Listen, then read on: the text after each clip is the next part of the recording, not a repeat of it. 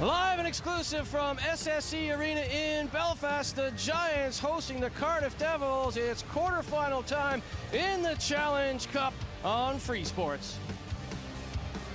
Aaron Murphy alongside Paul Adey. Both of these teams over the last 5 seasons, the Challenge Cup winner, twice Belfast, twice Cardiff. So in the quarterfinals, what a matchup.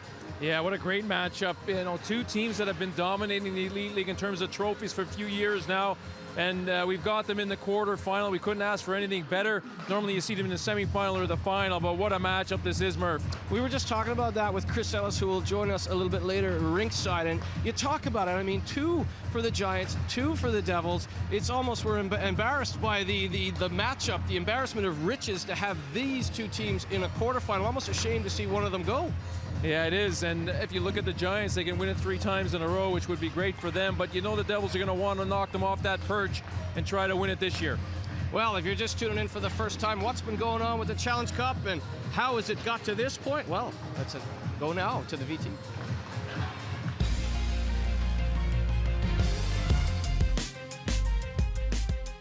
The Challenge Cup got underway back at the end of August with all 10 teams from the EHIL taking part. The league was split up into 3 groups, with the Stars, Clan, Giants, and Flyers making up Group A, whilst Group B consisted of the Flames, Devils, and the Blaze, leaving Group C, made up from the Steelers, Panthers, and Storm.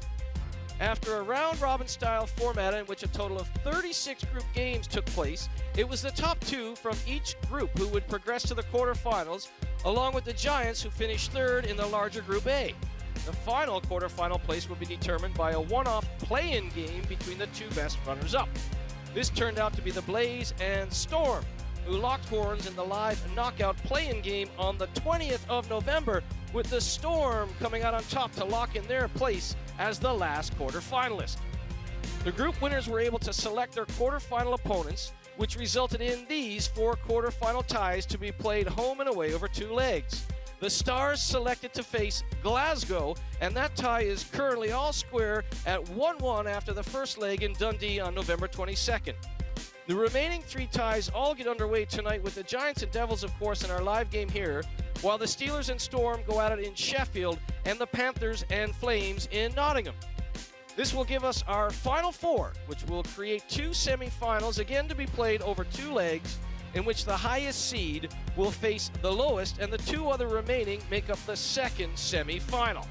And this will take us to the Challenge Cup final at Viola Arena in Cardiff, in which our final 2 teams will leave it all on the ice in front of a packed crowd to get their hands on the season's first piece of silverware and the right to be crowned 2020 Challenge Cup champions.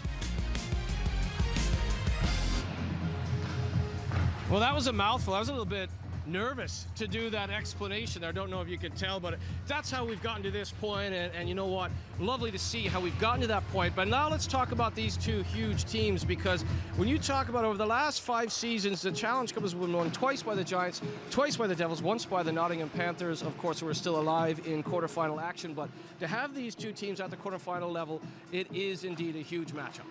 It is, and both of these 2 teams have loads of experience, loads of great players, lots of depth on both these 2 teams, and you really can't pick a team to win this this tie, and we'll see what happens overall. It's a 6-period game. I mean, that's the way you have to look at it, and it's not going to be easy. It's going to be a battle right to the end, I think.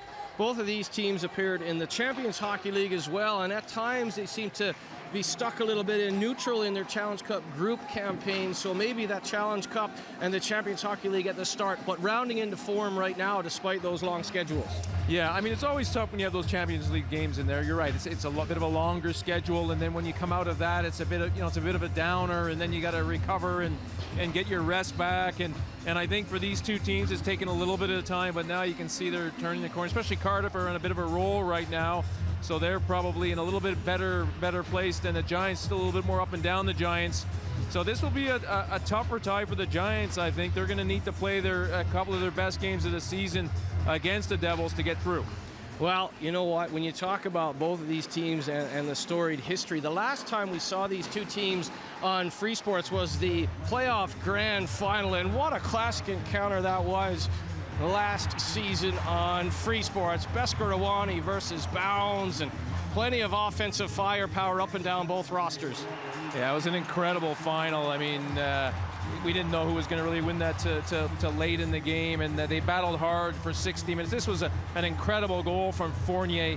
I mean, that's just fantastic, and that's how you win championships, with those big plays.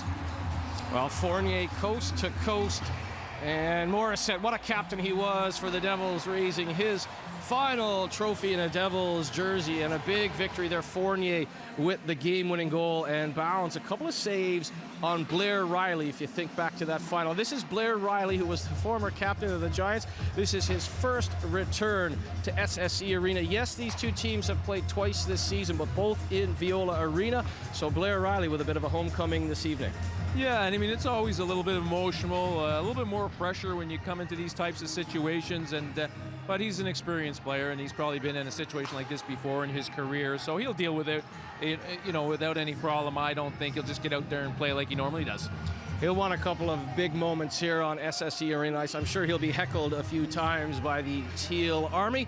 Well, speaking of our Army, it also includes Chris Ellis, and he's down ringside.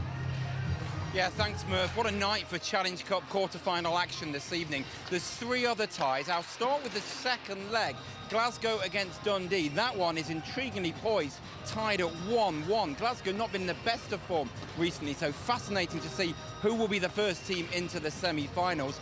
Then there's Sheffield against Manchester. Now, Manchester haven't won in Sheffield since September 2018. This is a first leg, of course. Sheffield struggle going into Manchester at the moment, so the second leg could be anything. So that's a really exciting matchup. And then Nottingham against Guildford at the National Ice Centre. Guildford chose Nottingham. They beat them at the semi-final stage last season, and they're in Nottingham on Sunday, and they won there by 3-2. So that's a really intriguing matchup as well. Have your say tonight. Tweet us here on Free Sports. The hashtag to use, EIHL on Free Sports.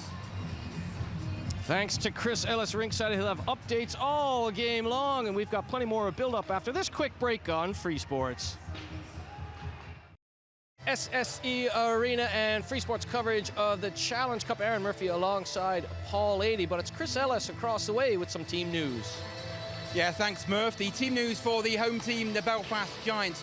Ben Lake returns. He missed the second part of the doubleheader against Sheffield on Saturday, did the GB forward, but he will return here this evening. And the player that will be out of the lineup is Kevin Rain. He has an undisclosed injury, so he's not icing for the Belfast Giants here this evening. For the Cardiff Devils, well, they iced 15 imports at warm-up. Mazi Marjamaki is the player to miss out. The Elite League just clarified the rules in the week that you could ice more than your allotted imports, but one of them had to be scratched after warm-up. So the player that is going to be missing out, we've just found out from the Cardiff Devils dressing room, is Marjamaki. So that's the team news ahead of this game here between Belfast and Cardiff.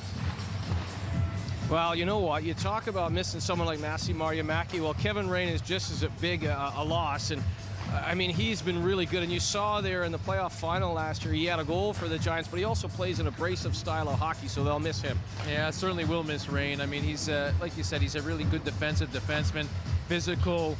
He can play a lot, too. I mean, he can play 20-plus minutes easily every game for the Giants if needed, and he is going to be a big miss because he's played well, you know, since his time here in Belfast. He's been a really solid performer for the Giants. Opportunities for other to step up. Well, how about the ones to watch for Adam Keefe's home side this evening?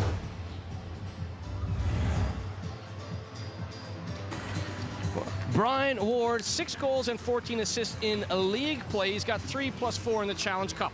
Yeah, I mean, a real solid, consistent performer. I mean, one of the top guys on faceoffs. I think he's won 255 faceoffs, a +40 on faceoffs, which is really impressive. A +6 in his plus-minus, you know, a goal differential when he's on the ice. So he does a great job up the middle for the Giants. And we always talk about how important faceoffs are. He might be used in a lot of key situations for the Giants over the 2 legs. And we also wanted to look at Ben Lake. Chris Ellis just telling us he draws back into the lineup after missing some time. 8+9 in the league, 2 goals and 3 assists in Challenge Cup play, and of course at GB International. Yeah, a really good positional player, solid on face-offs, defensively really good. And of course, Adam Keefe knows him well from their time with GB. He was a Coventry Blaze standout last year, but now with the Belfast Giants. And speaking of Adam Keefe, what are his thoughts ahead of this big leg one encounter with the Cardiff Devils?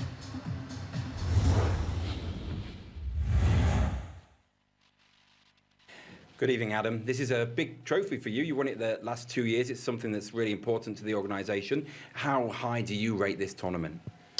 Yeah, it's an exciting tournament, especially when you get to these stages here with the knockout stages. You know, it's something that escaped me as a player, and was obviously coming into my first 2 years as coach to win it was pretty special.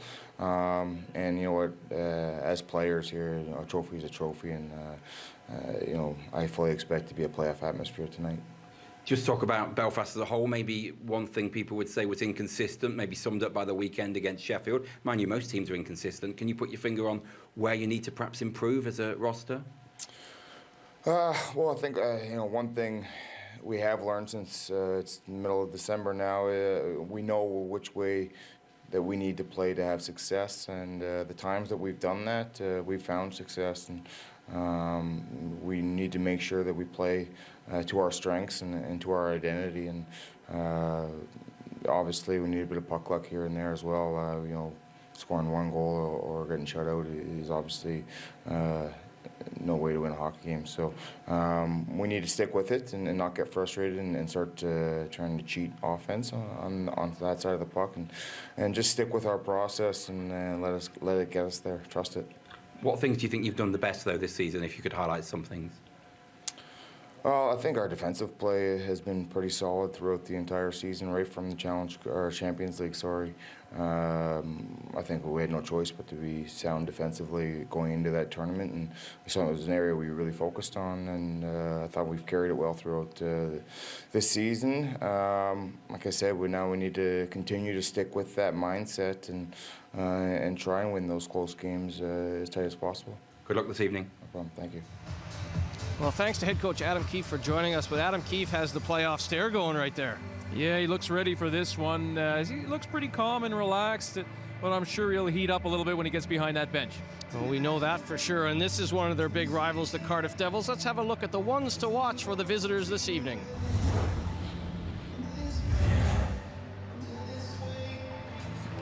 Former NHLer Sean Morrison, 2 assists in the league. This is his first Challenge Cup game, of course. 480 NHL appearances and 220 in the KHL. A very experienced Blue Line, and a big body as well. Yeah, big body, physical, tough, and good, very, very good defensively. And if you're the Devils, it's a great signing from Andrew Lord and Todd Kelman.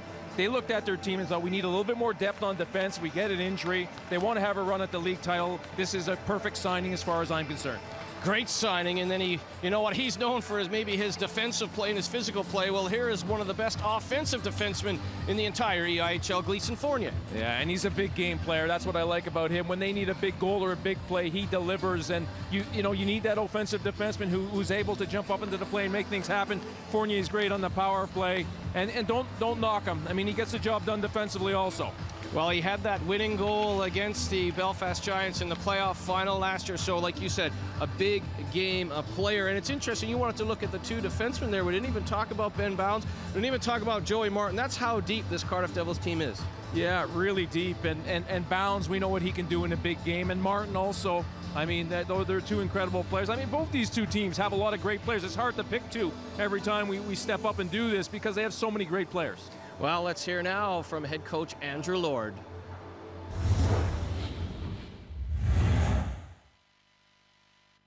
Well, Andrew, first leg of the Challenge Cup quarter-final. How important is this trophy to the... I was about to say the Giants, so we'll start that again.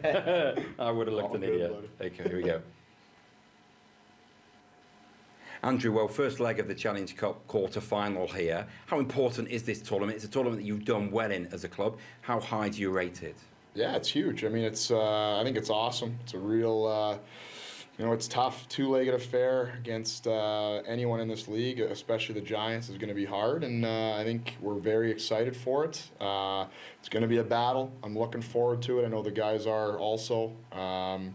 But yeah, I mean, this was our first kind of trophy with the new ownership 5 years ago. So definitely means a lot to us. The fact that it's in Cardiff as well, the final is another little added incentive or pressure or whatever you want to call it. But no, it's I mean, I've always been fond of it, and we're definitely up for a game tonight. This could be a final, this matchup in the quarter-final. In fact, it was 2 years ago.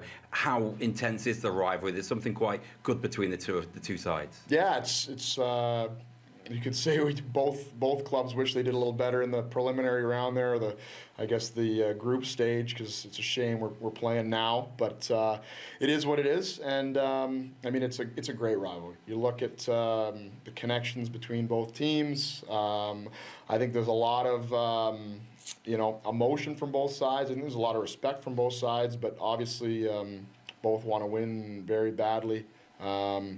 And I think it makes for a great spectacle every time we play. What's the key in this rink to come and win? What do you have to do really well? Yeah, I mean, there's a ton of keys. We could probably talk for a while about it, but in simple terms, I think a start. I think we're playing much better hockey than we were a few weeks ago when we faced the Giants in Cardiff. Does that mean we're playing good tonight? No, but I think it does help the psyche, and I think the first 10 minutes is absolutely critical to get out there and manage the puck the right way, and play to our strengths. Good luck tonight. Thanks a lot.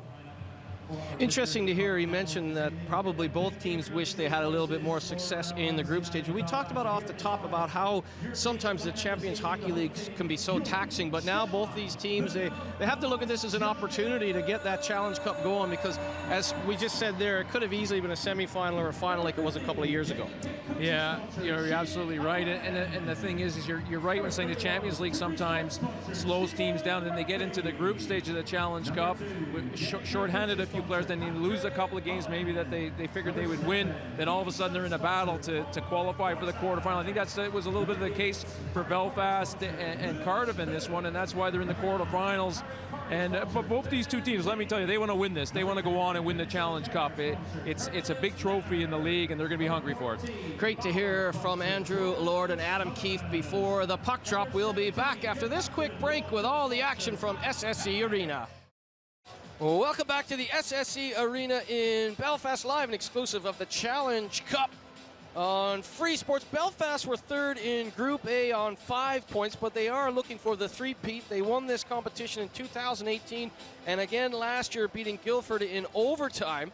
They are the league title holders. They've been very successful over the past few seasons, but 2-3 in their last 5 games played in league action. Belfast also 2-0 versus Cardiff in league play, both wins at Viola Arena. This is the first game back for Blair Riley, as we mentioned, but right now, with the 4-game winning streak, maybe Cardiff a little bit better.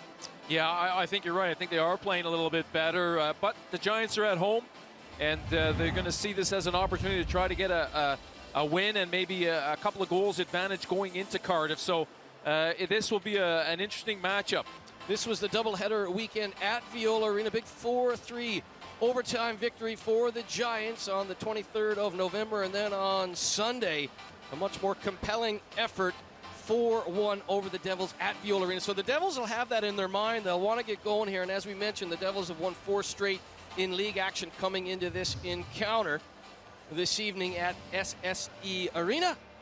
And it's a beautiful building for hockey. I mean, they've hosted some great events here over the years. The Friendship 4, a world championship in which Great Britain were promoted. And incredible moments over the years. You see all the retired jerseys down there. Todd Kelman's 44. He's now over in Cardiff. And you've got Blair Riley leaving the Giants for the Devils. So many storylines around these two clubs. Yeah, that's what makes this rivalry so interesting. I mean, the Giants against the Devils is like the Panthers playing the Steelers. This is one of the biggest rivalries in Elite League hockey, and it's always a great matchup. And it's the 20th anniversary of the Belfast Giants, and right now they play a magical video on which Paul Adey will hoist a league trophy. I think it was the Monteith Bowl back then, Paul Adey. And 20 years, they said it would never work. Well, 20 years later, league titles, Challenge Cups, a Champions Hockey League appearance. And talk a little bit about some of your memories and your time here in Teal. Yeah, it was an amazing year. I mean, we won a lot of games, and we were able to lift the trophy and win the league title. But what a great facility, like you said. And the staff in this facility are fantastic. People were great. The fans were great also when I was here. I mean, they were very patient with the team when we got down in games. They didn't get all over us. They always gave us a chance to come back, and we did a lot. And I think that's because the fans always stuck with us here in Belfast. And And it always helps. You want to win the Elite League titles, the fans have to have a little patience. Some incredible, you look at some of the Warriors that have played here, the Jason Ruffs, the Paxton Schultes, unbelievable stuff. And you know what, this is a community that's embraced this club. There's Theo Fleury. I mean, not only was he a 2-point-a-game guy, but he didn't mind having a go as well. There's that Monteith Bowl. I always loved the Monteith Bowl. And some magical moments, but the Cardiff Devils have had some of their own magical moments, and that's why this is such a special matchup. These are two of the elite squads in the last 3-4 seasons. Yeah, I mean, both these two teams have had their share of Elite League titles, and as much as anybody else. And the Steelers also have had quite a few league titles themselves. But you know, when you get two great clubs like this in a quarterfinal, we're spoiled a little bit because, like you said, we normally see them in the semifinal or the final. So this makes for a very, very exciting game coming up in a few moments. But you can see the replays and the tradition here, and how excited the people are to watch this team play. You can reach out this evening at freesports_TV. Use the hashtag EIHL on Free Sports. Let us know some of your favorite memories of the Giants, the Devils, the Challenge Cup, any of your favorite teams up and down the country, up and down the Elite League cities. And there is Adam Keefe, Chevrier. There's Paul 80 with the Monteith Bowl. Not too bad. So you did a pretty good job behind that bench. Yeah, it was a great year. I mean, you know, you only win with a great organization and you know, great players. Everybody, you know, working together, and that's what I felt was the case here when I was here, and we certainly had a great year. Some legends of the game. Well, there's Blair Riley, and I wonder what his reception will be like back here at the SSE Arena. Of course, the captain for 2 Challenge Cup championships and a league title last season. And that's the business too, though. Hockey, I mean, players have to move to further their career, whether it's monetary or new challenge, and it's a short career. Beskarwani's moved on, Riley's moved on. A lot of changes for the Giants. Of course, Colin Shields hanging up the skates, but that's a magnificent video. Well done to Neil Whiteside and the guys here to put that together. Yeah, fantastic stuff. And I mean, it's you can see all the great seasons they've had, all the success they've had here in Belfast. And like you said, in the start, they said it wouldn't work, but it certainly has worked, and it's been great for the community. And the fans certainly support this team, you know, game in and game out. Well, I love that community aspect because the tagline is, in the land of the Giants, everyone is equal. And how nice is that in a place that at times has had some problems, make no question about it, historically. Everyone is welcome at SSE Arena. Yeah, I mean, that's the important thing. And everybody comes down with a great attitude and really enjoy the hockey. And that's what it's all about. You know, coming down, supporting your team, and enjoying the action out there on the ice. And skating out through the head of Finn McCool, of course. I mean, this is the way hockey's gone as well. It is a show at times, and you look at that video, it was maybe simpler times coming through the ranks, but now as Pellich and company jump onto the ice, let's have a look at the teams that will do battle here in a leg one action. And Shane Owen will get the start. No surprise there. He's got a 2.85 goals against average in Challenge Cup play. We talked about Brian Ward off the top. Keep an eye on Bobby Farnham, number 46 in teal. He'll come out. He'll start hitting hard. Liam Reddick's twice an SHL champion, former NHLer as well. So some experience on that starting 6 for Adam Keefe. And of course, no surprise to see Ben Bounds, a 2.94 goals against average thus far in Challenge Cup play. The captain, Joey Martin, flanked by the returning ex-captain of the Giants, Blair Riley, and Sean Bentivolio, Mark Richardson, and Gleason Fournier, who is a fantastic offensive defenseman, leading out the 6 for Andrew Lord.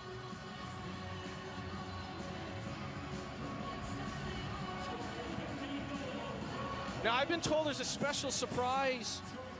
I just learned this a few moments ago. I believe it's Matt Toe, who scored in a big Challenge Cup earlier in his career. He was a Belfast Giant, of course, and Matt Toe, who still resides in the Belfast area. He's got his business here locally, and he's going to get quite a reception here. Matt Toe was always a fan favorite. Yeah, he certainly was. And, you know, you get these guys who play hard every night. He certainly was one of those players who, you know, had plenty of heart out there in the ice. And it's nice to see him out there dropping the puck. And a nice tip of the cap there to Blair Riley, taking that face-off against Pellich, and Matt Toe on your left right there. He was a battler and a character and a teammate's favorite, a fan favorite, so a nice touch of the Giants to get him out here. He had some special moments as a player in Challenge Cup action. A word there for Riley and Pelech. I tell you what, Pelech looks, we saw him down in the tunnel. He looks like he's in an ornery mood. He's had some injury problems. He was physical in the Champions Hockey League. He was physical in an earlier game on Free Sports. I got a feeling that the captain of the Giants is going to be involved in many ways in this one. Well, he certainly is a physical player, and he's not afraid to step up and throw his shoulder into guys in the neutral zone. You always have to have your head up when you're playing against them. Andy Dalton and Blake Copeland in charge of this one. Graham Roger and Vitas Lukasavicius on the lines. My old buddy Vitas Lukasavicius used to play together in that old Irish Ice Hockey League. Played for Lithuania as well. He was a tough competitor. He's a great linesman. He's coming back from a horribly broken leg. So good to see Vitas Lukasavicius out there. As again, so many storylines around this matchup, but when it comes down to it, it's Belfast versus Cardiff. It's 4 of the last 5 championships come through these two teams. And that is a magnificent stat in itself. And so we're going to lose one of the perennial powerhouses at the quarterfinal stage. Belfast 2018 and 2019 Challenge Cup champions, Cardiff 2015 and 2017. The Giants beat the Devils 6-3 in Cardiff to claim the 2018 Challenge Cup final. So again, plenty of familiarity, plenty of bad blood, and then some.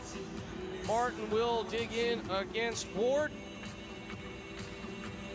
And pitter-patter, let's get at our Challenge Cup quarterfinal action underway on Free Sports.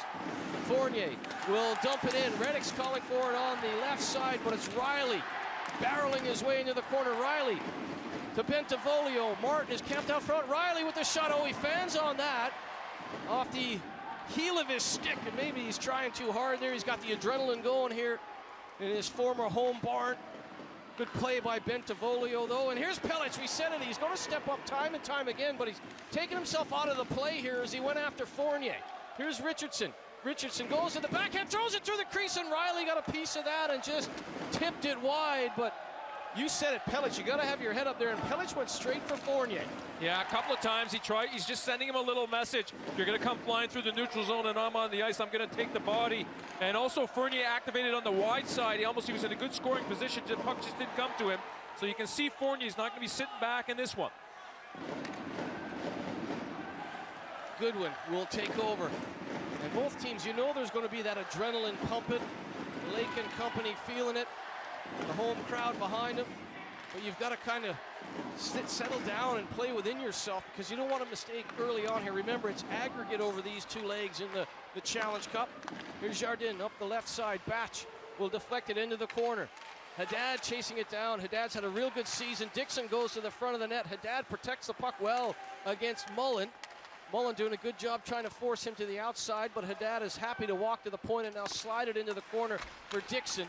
Dixon has Jardin, and well, aggressive coming in from the points. We talked about some of the defensemen off the top in Morrison and Fournier, but Jardin, Reddick doesn't mind stepping in the play. Richardson will step into the play. There's an embarrassment of riches on the back end for Andrew Lord's side. Well, this is the thing about the Devils. Not only do the forwards score, but their defense can score, so they're always very dangerous. Well, right on cue. Here's a defenseman stepping up. Reddick. Reddick with a shot. It's blocked by Pelech, and Pelech puts a shoulder into Reddick. Reddick is like a wrecking ball on these first few shifts for the Giants. Longley back to Reddick. McNamee beyond the goal line being hunted down by Pelech. They go back to the point. McMonagle trying to get a shot through. It's waffle bordered away by Owen into the corner. Swindlehurst takes a bump from Reddick. And Reddick's actually playing as a forward up on this line with Mariamaki out of the lineup as the extra import, of course. McNamee waving at that offering from Long as he's happy to just dump it in and make a change. Here's Vranka. Vranka finds the trailer. Hamilton goes to the front of the net. A good stop there from Bounds. He stops the rebound as well as he made the save on Lake, and he had to worry about Hamilton as well. Hamilton trying to joust it along to Lake. Lake out front. Oh, what a stop by Bounds! Well, that is a magnificent save on Leonard. It looked like he had the whole top corner, but he flashes the left hand. Well, Leonard drifted down. There was a battle going behind the net. 3 guys against 3 players against 3 players. And then all of a sudden, Leonard snuck down into the slot area. 2 of the forwards clapped down for the Devils, but no one took Leonard, who moved to the middle of the ice. Gets a free scoring opportunity, but what a great save from Bounds. Myers versus Lake. Here's Liam Morgan. Morgan tries his luck from a hard angle, and that was knocked by a high stick by Hook, so they'll do the face-off again. But you know what, Bounds? We talk about that playoff final last year where he robbed his now current teammate Blair Riley a couple of times. He made the big save on Smotherman as well. And you think back to that moment, there's those kind of glove saves, and Ben Bounds gets going, and he's very hard to beat. Yeah, he gets his confidence, and you're right, he gets into his zone, and he's tough to beat. And that was a clear-cut scoring chance, I should say. And obviously, the Giants didn't take advantage of it. Myers into the corner for Duggan. Duggan takes a run, a clean shoulder there on Garside. Duggan trying to get his skating legs going. Duggan battling in beyond the goal line. Myers is in front. Myers actually has some room right there. Lake is trying to stay with him, but the Devils whip it around to the outside. Richardson with the shot. Myers was trying to take away the eyes of Owen. He'll come all the way back to Pope. Pushed off the puck by Morgan, and now Lake. Lake on the backhand ahead for Morgan. He couldn't knock it down. Fournier, who's got the great wheels, goes back to Morrison. This is a great pairing for Andrew Lord. You've got the rock on the back end in Morrison and the speedster, and a bit of a gunslinger in Fournier, who doesn't mind jumping into the rush.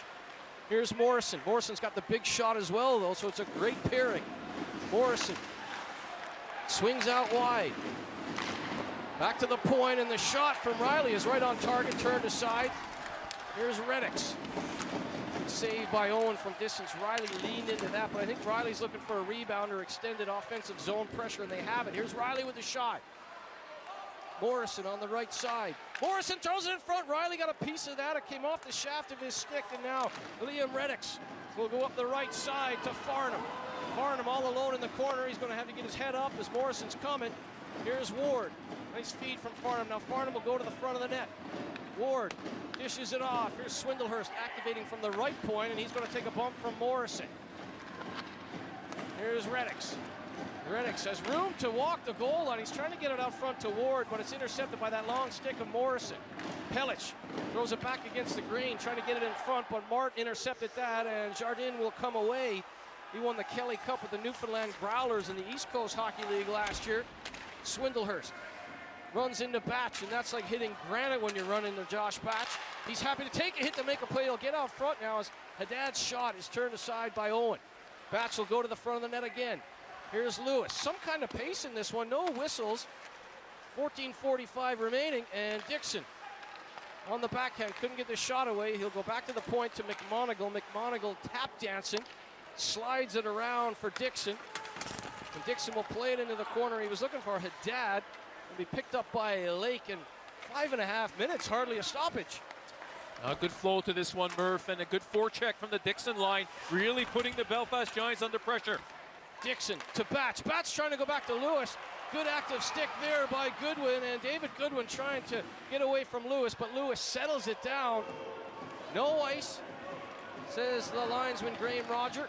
Touched in the neutral zone. Here's Goodwin. Goodwin throws it in front. It comes off a glove, and McNamee was looking for it, and taking over was McNamee. Now he's up the right side. Mike McNamee, 2 goals and 4 assists in Challenge Cup play. He was very good in the Champions Hockey League at times for the Devils as well. They finished off the group stage against Frölunda. Belfast finished up against Luleå, and just like that, Luleå and Frölunda are through to a semifinal, and they will face each other in the Champions Hockey League semifinal. So just to give you an idea of how good the opposition was in the final 2 group games for both the Giants and the Devils, they're facing the 2 semifinals from the SHL. Good hit on the far wall. Longley, though. Longley out front, and Richardson waved at that. And Fournier's been the target a couple of times of hits from the Giants. Here's Longley back across the grain. Leonard didn't know where it was. Well, back the other way, and knowing where it was is Hamilton. Hamilton on the backhand, trying to get it across the front. It's on the goal line. It's underneath the pad. It's over the pad, and it bobbled around. And Bounds somehow kept that out against Hamilton. And the Giants would love some offense from Curtis Hamilton, former Edmonton Oilers pick. He played for Canada at the Spengler Cup in 2018. Here's Hook. Hook tries to walk Fournier. Good stick position from Gleason Fournier. Here's Lowney. Lowney trying to go D to Mullen. Lowney on a bounce. Lowney throws it in front. It came up high on Goodwin, and the shot from Morgan is stopped. I'm not sure Bounds knew where it was coming from, but he was square to the shooter, and another big save from the Devils netminder. Here's Lowney. Lowney has a bounce away from him, and Pope jousts at it, but Morgan will give chase. Morgan nearly able to send that across.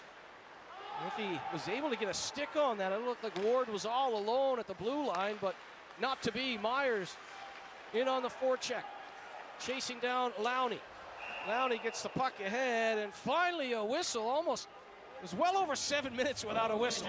Well, take a break, take a breath, Murph. I mean, that was some great play out there, and Bounds making another good save. Good positional save from Bounds.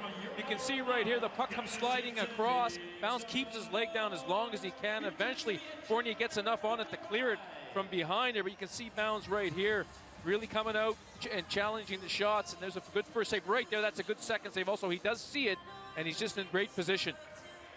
The scorpion save and then the shoulder save from GB International Ben Bounds. We've seen some good saves from Shane Owen as well. This is a real good goaltending matchup, good coaching matchup. And here we go. We knew it was going to happen because Pellich and Lewis both had that intensity down in the tunnel, and now Pellich goes for Lewis at center ice. Lewis only too happy to oblige. A left hand from Lewis. He caught Pellich on the back skate. Now they're both throwing right hands into the side of the head, and Pellich throws a few body shots. He's got the elbow pad off, and Pellich trying to spin Lewis. They're going to reset. These are two tough hombres right at center ice at SSC Arena. Pellich and Lewis trying to send a message. The helmet comes off of Pellich. He spins Lewis again, but Lewis tries to go to the left hand, and they're going to hold on. And with 8 minutes gone in the first period, Pellich sending down the marker. Good scrap there, pretty even. Oh yeah, pretty even. What a battle that was. Takes me back 20 years when the guys used to square off like that at center ice, and two tough hombres, as you normally say, Murph. And yeah, I mean, it's some big punches thrown there. And you can see straight away, they for some reason, there was a little bit of bad blood there from leftover maybe from the last game. And both players wanted to sort it out. Two 6'4" Canadians, both well over 200 pounds. And that was interesting because Lewis, he showed right, and he came through with a left jab that kind of put Pellich on the back foot, but then Pellich got a hold and threw some bombs as well. And two big defensemen going toe-to-toe at SSC Arena. And offsetting majors for fighting, 5-on-5 hockey at SSC Arena. Here's Mark. And a little bit of a marker laid down on both sides, and I mean, no clear-cut winner there. And so maybe the job done or the message received on both sides. Well, yeah, I mean, it's just, you know, both guys trying to send the message to the opposition. And I think normally after a fight like that, things quiet down, calm down. But it's been an honest game so far. Good honest hitting, good physical play, and an honest, clean fight there. And you can see the respect afterwards both players had for one another. Here's Leonard. Leonard will play it along. Now this is interesting. Reddick is taking some shifts at forward. He's over the boards as a blue liner now. To be able to play forward and defense in this league is incredible, but to play it in the same period, almost unheard of. Here's Batch. Batch, that's the skill of Reddick. Of course, Batch can do that. We know Garside can do it on the other side. Lowney gets the puck away. Batch with a good stick in the lane. Lake, though, will come away with Smotherman. Smotherman with a nice play. Smotherman's in, he's off the post! Well, they want to look at it. They want to look at it.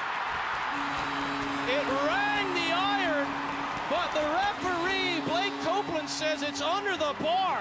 Well, he wants to have a look at it. He did signal that for a goal, and I think he's going to have a look at this one. It was an incredible play from Smotherman, a one-handed move around the defenseman. He fires that, but he looks up like it wasn't in. I mean, he didn't think he had scored on that one, but the referee's going to have another look as we look at the replay here.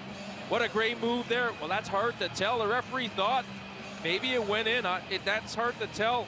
That looks flush to me, and the ring, and I you know what, sometimes the ping of the post and the reaction of the guy who shot the puck will tell you everything you need to know. It looked to me like Smotherman looked skywards as if, oh man, off the crossbar. But also, we've got the cans on here. It's loud, of course, through the headphones, but you can hear the ping up here. Yeah, I mean, Smotherman's reaction tells you that he didn't score. Let's have a look. No, that's dead off the crossbar as far as I'm concerned. Yeah. It was an incredible move, and it would have been an incredible goal. But no, I think Bounds' reaction too, I think the way he moved, it was like he thought it went off the crossbar also. But I don't think that's a goal. We've said it on our broadcast before, the shooter will tell you what you need to know. If he celebrates and starts pointing to the referee, you know he thinks it's under the bar. Smotherman looks skyward. Let's let it up to, well, yeah, that's the right call. That's the right call. It was flush off the crossbar from what we saw. So unless they had a different look in there, with 10:43 remaining, some drama at SSE Arena. Still scoreless though between Belfast and Cardiff. We'll step aside for a quick break on Free Sports. Well, it's been some kind of start to leg one of this Challenge Cup quarterfinal. Smotherman hitting the crossbar. We've had a fight between Helich and Lewis. We had Matt Toe, who played for both the Giants and the Devils, of course, with the ceremonial face-off, and it's got all the ingredients of a final, and it's just the quarterfinals, Pauline. Yeah, it's got all the ingredients for just a fantastic game, and it has been that so far. We've seen everything, Murph. Still scoreless, though. Smotherman ringing the crossbar over the left shoulder of bounds, the closest we've seen. Here's Haddad against Smotherman. Smotherman, he knows how to perform in this competition. Big goal against Guildford in overtime in the final last year at Viola Arena. Yeah, I mean, those big goals, they're you know, the difference in winning the big encounters. And but the one thing, I was just watching the game so far, you can see that Andrew Lord is really trying to use as many forwards as he can. Like you said, putting Reddick up front, going with the 4 lines. And Adam Keith has been answering that, sometimes double shifting Lake on the 4th line to go out there, and just so that it's a smart move from Adam Keith. He doesn't want to, you know, allow Cardiff to play 4 lines against 3, so he's using all his forwards and double shifting 1 forward. Don't forget, you can reach out this evening at freesports_TV, at Murph on Ice, at Chris Ellis. Use the hashtag EIHL on Free Sports. It's a busy night around the EIHL in quarterfinal Challenge Cup action, and Chris will keep us up to date rinkside. Lowney didn't know where the puck was, but Goodwin does, and Lowney was lucky there as Haddad was coming for him. Here's Smotherman, who hit the crossbar just a moment ago, slides it along for one of the newcomers, Lowney and Goodwin, of course, new to the Giants. We've got Sean Morrison, new to the Devils in his first Challenge Cup game. Here's Swindlehurst to Leonard. Leonard walks the line. Leonard with his shot. It's off his shin pad in front as Richardson square to the shot, making sure the puck didn't get through and making sure that Smotherman couldn't corral it. Good play by Richardson. Yeah, really good play from Richardson. It was a good play from Leonard also, because he kept coming across the blue line, then threw a wrist shot to the net, but Richardson was smart, saw it coming, and blocked it. Fournier chasing it down against Franca. 2 real speedsters in the corner. Martin will just do enough to get it out of the zone. Garside will chase it down with 9:25 remaining in period 1 at SSE Arena. Still scoreless between the Giants and the Devils. Challenge Cup quarterfinal action on Free Sports. Here's Martin. Martin walks in over the line, curls back. The captain, Joey Martin. What a hero he's been over the years. McNamee throws it in front, and Martin right on cue with the backhand. Good stop by Owen. McMonagle had jumped in from the point as well, and now he's cut out of position as Hamilton. Hamilton takes it off the skate. McNamee with real good game awareness there as he saw McMonagle jump into the rush or jump into the play. He came back and played D. Well, he did his job. I mean, anytime you see a defenseman activate up the ice and you're the 3rd forward, you know you got to stay out of the zone and cover for your defenseman. So a great defensive play from him. Here's Sean Morrison, 480 NHL games played, 220 in the KHL. What a great pickup for Andrew Lord and the Devils. Played internationally for Croatia last year as well. Former 1st-round pick of the Boston Bruins earlier in his career. He was 19th overall way back in 2001. Here is Morrison jumping in. Morrison takes the hard angle shot, and no problem for Owen as he had his shoulder up against the post. Duggan swings it in for Pope. Pope pulled down by Ward. Play goes on. Reddicks against Morrison. Here's Pope. Back to Sean Morrison, who's up there playing as a forward right now. He's got Duggan back on that left point. Pope trying to slide it along for Myers. Pope with a shot. Stopped by Owen, but there's a penalty coming up. Yeah, it looked like there was a hook on the play as Pope was driving hard to the net. Looked like someone yanked him a little bit there, and the call's going to be made here.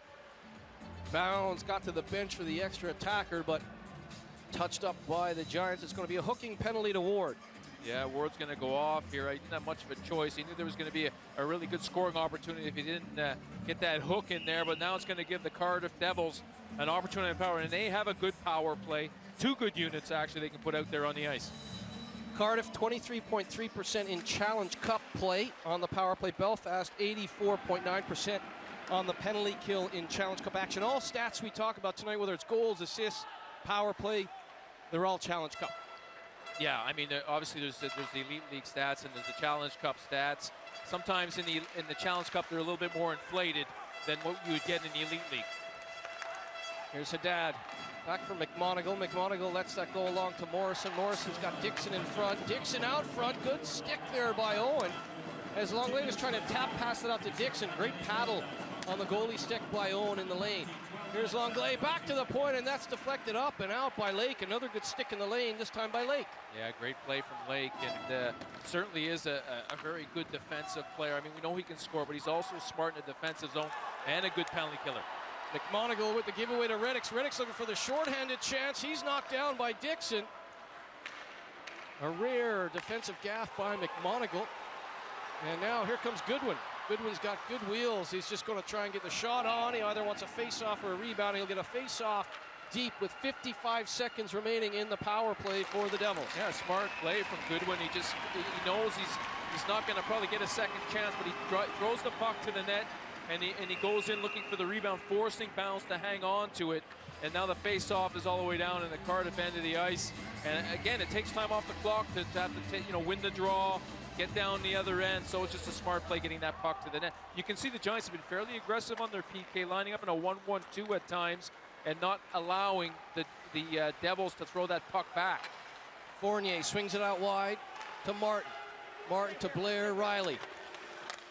Gets a few boos from the crowd here. He won't even listen. Pope will swing it out wide. Shot redirected by McNamee high off the glass, and now Martin will track it down. McNamee comes in to help out, and the Giants will escape as they dump it up and down. Farnan will give chase.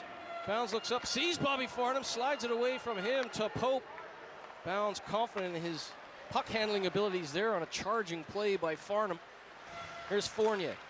12 seconds remaining in the power play. Lake and company have done a real good job on the penalty kill, and that should just about do it as Lake finds the seam. Well, what they did is they allowed Fournier to carry the puck, but stayed behind him so he couldn't drop it.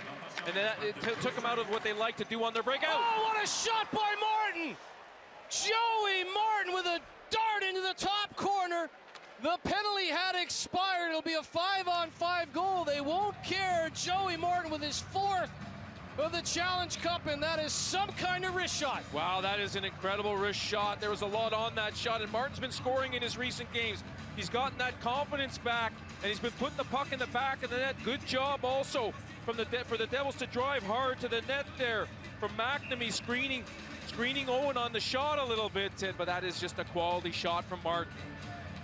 Well, we talked about big game players stepping up. There's not many bigger than Joey Martin. What a shot. And as we mentioned, Joey Martin's 4th goal in Challenge Cup play, 14:25 into the first on the back of a pretty good penalty kill from the Giants. Well, they kept the pressure on there, and Owen, as you said, I think his eyes were distracted a little bit by McNamee. I don't think he really thought Martin was going to shoot that. You know, he thought maybe he was going to hold up and try to set up on the power play. I mean, I know the guy was coming out of the box, but still, I think he was fooled a little bit by the quick release and actually the speed that shot came in. This is a big shift for the Giants now.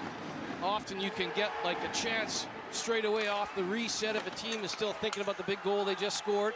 Smotherman and company try and catch them on a line change now. 3-on-2 developing, but the line change is over the boards. Here's Lake. Lake with the inside move. Lake, oh my goodness, what a move! But he's stick checked by Batch. Lake had the puck on a string. Good defensive work by Batch to thwart the chances. Vronka with his shot. That's blocked by Lewis. Lewis with a big hit on Vronka. Lewis and Pellich returning after their spirited tussle earlier. Here's Lewis. Haddad will just angle that out. What a hit by Lewis on Vronka. This has been incredible. The physical tempo ratcheted it up. There's a little bit of bad blood, as you'd expect. And Vronka takes another bump from Lewis. We've seen Pellet step up on Fournier, so both sides targeting some of the skilled guys on the opposition. Well, yeah, I like the way Vronka took those 2 hits, too. I mean, he stayed on his feet and didn't even flinch, so give him credit, you know, for a skilled player with a lot of speed out there. He can take a check. Here's Hamilton. Hamilton walks the line, slides it along for Vronka. Vronka with a good keep there as Fournier chipped the puck, but it came up into the body of Vronka. Here's Lowney. Lowney across. Mullen with his shot, blockered away by Bounds. He saw that perfectly, no real traffic in front. Lowney couldn't keep it in. Haddad will get it ahead to McNamee. He's hit by Mullen. And Owen plays it along for Lowney. Lowney tucked in behind Owen. 3:25 remaining in the first period. Cardiff 1, Belfast no score. Joey Martin with his 4th. 14:25 into the period. 0 for 1 on the power play for the Devils. And they score on the back end of that penalty kill from the Giants. Lake calling for it out wide, but dumping it in is Morgan, gloved down by Richardson. Here's Reddick. Longley takes over, re-enters the zone. Reddick will go to the front of the net. Longley tosses it across for Morrison. Morrison with the hard shot off the fingertips of Owen, and that's up into the mesh with 2:54 remaining. Let's head down to Chris Ellis with some updates on the out-of-town scoreboard. Thanks, Murph. There's now goals in every game. Nottingham Panthers, they've Guildford by 2-0. Sam Herr and Brett Bulmer short-handed. Manchester, who haven't won in Sheffield since September 2018, they're winning 1-0. Scott Simmons with the goal, and it's 1-1 in the second leg between Glasgow and Dundee, so that's 2-2 on aggregate. Chad Rao for Glasgow, replied to by Craig Gans for Dundee. So all exciting scorelines so far, guys. Thanks to Chris ringside. Busy evening in Challenge Cup. Well, leg 1 in most of the ties. Leg 2 for Dundee and Glasgow. As we tried to explain to you off the top, I was nervous ahead of that explanation of the Challenge Cup, but if you're watching this first period, that's all the explanation you need. We're down to the business end, the knockout stage, and this has been some kind of first period at SSE Arena.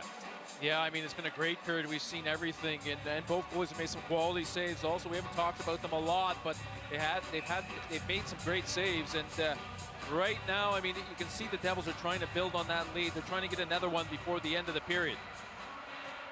Cardiff proud in this competition, and you heard Andrew Lord earlier say he's fond of the competition. Well, why not? Cardiff have been in 4 of the last 5 Challenge Cup finals. They weren't in the final last year. It was Belfast, Guildford, but 4 previous finals, the Devils contested that championship. Yeah, pretty impressive, and it just shows it's not easy to win a final either. You make 4 finals, win 2. That's about right. You know, if you win 50% of your finals, you're doing pretty well.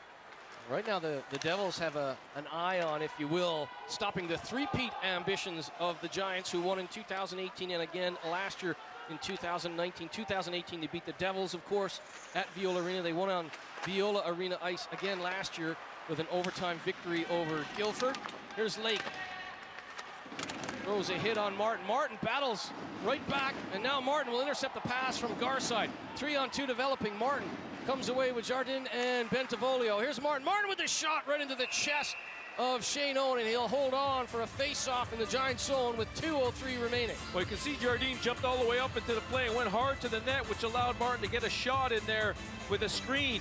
Just a smart play from Martin. Moves to the middle as the defensemen are back and up and fires the puck through the defense as Jardine jumping up into the play, goes hard to the net, and he stops at the net also looking for a rebound. Smart play from a defenseman. McMonagle out on the right point leads the Devils in Challenge Cup points. 2 goals and 7 assists for 9 points. Ward with 3+4 for the Giants, their leading point getter. Pellich 1+4, the top point producer on the back end for the Giants. Here's Lowney, who has to get a shot through. It bounces off of Lewis. McMonagle thought about stepping in beyond the goal line to Ward, but Myers has him wrapped up, so a good read and react from McMonagle.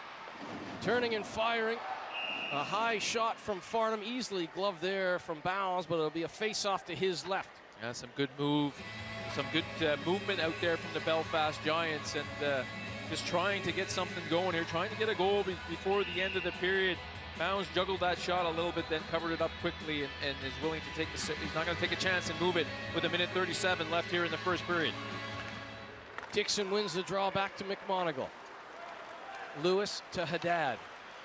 Haddad over the red line. Just wants to backhand it in deep as Batch will give chase against Pellich. There's two big boys as well. Pellich has already thrown down the gauntlet with Lewis. I'm sure he'd be game against Batch as well. Batch is a big, strong player as well. And we talk about his ability to play forward in defense for the Devils. Here's Pellich. Pellich doesn't mind coming forward as well.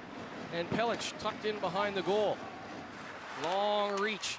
Trying to weave his way out front. Pellich with a shot. What a play by the captain, and a right pad save from Ben Bounds, keeping it at a 1-0 scoreline for the Devils. Here's Vronka. Vronka back to Garside. Garside with a quick shot. He's looking for that to kick out front to Long. It didn't quite work out. Now Long will go back to the point. And Vronka thought he was going to be able to keep it in, but it bobbled away from him. And they go right up the gut to Hamilton, who tries to turn over the wrists and deflect it in. Didn't get it in deep. Richardson will take over with 35 seconds remaining in the first period. 1-0 for the Devils on a goal from Martin. Longley chasing down Garside. Garside goes up the right side to Lake. Lake to Smotherman. Poked away by Fournier, and now Leonard has 20 seconds to make something happen. He'll go to Mullen. Goodwin on the left side, being chased down by Reddick. Leonard D2D down to 10 seconds remaining in the first period. Fournier gives it away to Smotherman. Smotherman's got time. Smotherman with a shot. It's low and under the blocker of Bounds. And that would have counted because there was still 2 seconds left on the clock. But the buzzer will go, and after 20 minutes of play in Challenge Cup quarterfinal leg 1 action, it'll be 1-0 after the first period in favor of the visiting side, the Cardiff Devils. And it was the captain, Joey Martin, with 5:35 remaining in the period with his fourth, the opening salvo. Yeah, I mean, it's a great shot from Martin, and I think he fooled Owen a little bit on that. He did have some help with McNamee driving hard to the net there, screening the goalie a little bit, but it was a great shot from Martin, which gives him that 1-0 lead. And on the road, it always helps if you get that first goal. Let's head down now. Chris Ellis has a guest ringside. Thanks, Murph. I've got Jordan Smotherman with me. Jordan, how crucial is it to keep your cool in what effectively is a 6-period game? It's absolutely crucial. They came out hard. They had some good opportunities early. I thought we weathered the storm well. We had our chances. Now we're rolling. You must have a big desire, though, because this is a tournament the Giants enjoy playing and winning. Yeah, absolutely. I mean, we won it twice in a row. Everybody's gunning for us, and we hate playing Cardiff every time we play them, so this is a big one. What are the main things you need to improve in the second and third period? I think it's getting pucks out of our zone. We're holding on to it a little too long right now, and they're keeping us pressured in. And I think the more we get the puck out of our zone and play in their zone, they'll be in trouble. Thanks for joining us. Thanks, guys. Great to hear from Jordan Smotherman. He rang the post. It was reviewed. Of course, it was no goal. And after 20 minutes of play, Cardiff with a 1-0 lead over Belfast. Don't go anywhere. We'll be back with first period reaction and analysis.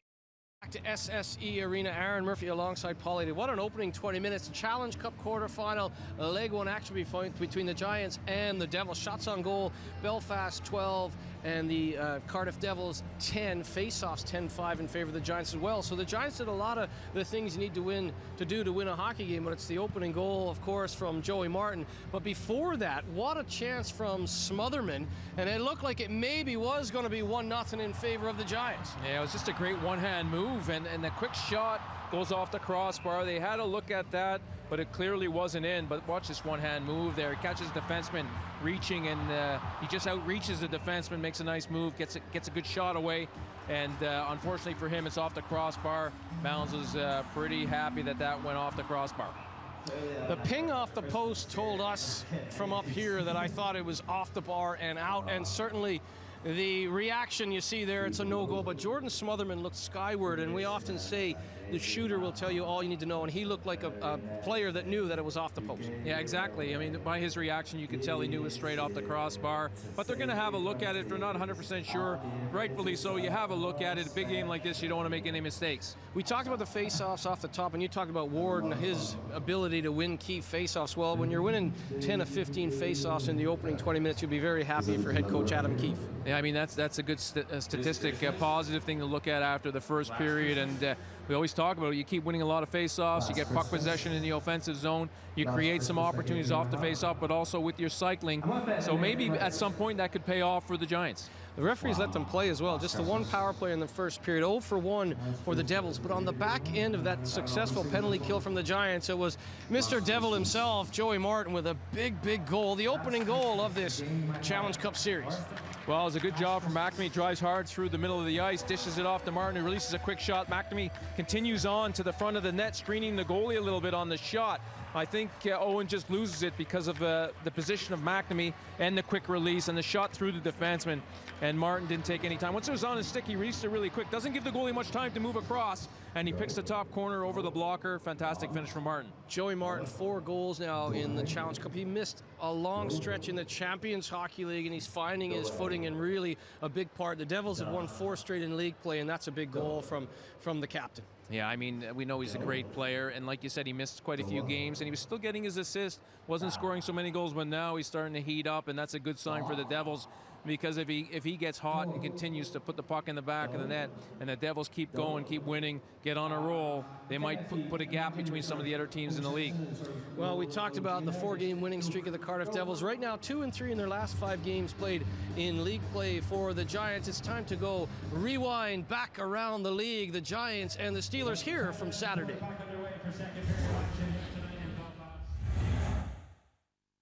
And DeLuca up front for the Steelers now. Veronka, Goodwin and Morgan for the Giants. A face-off win again. That goes through. A little nudger on the Giants player. It's in the net. The puck is in the net. And that looks like it's the first goal tonight. And a quick goal for the Sheffield Steelers. 34 seconds on the clock. However, it is going to be reviewed.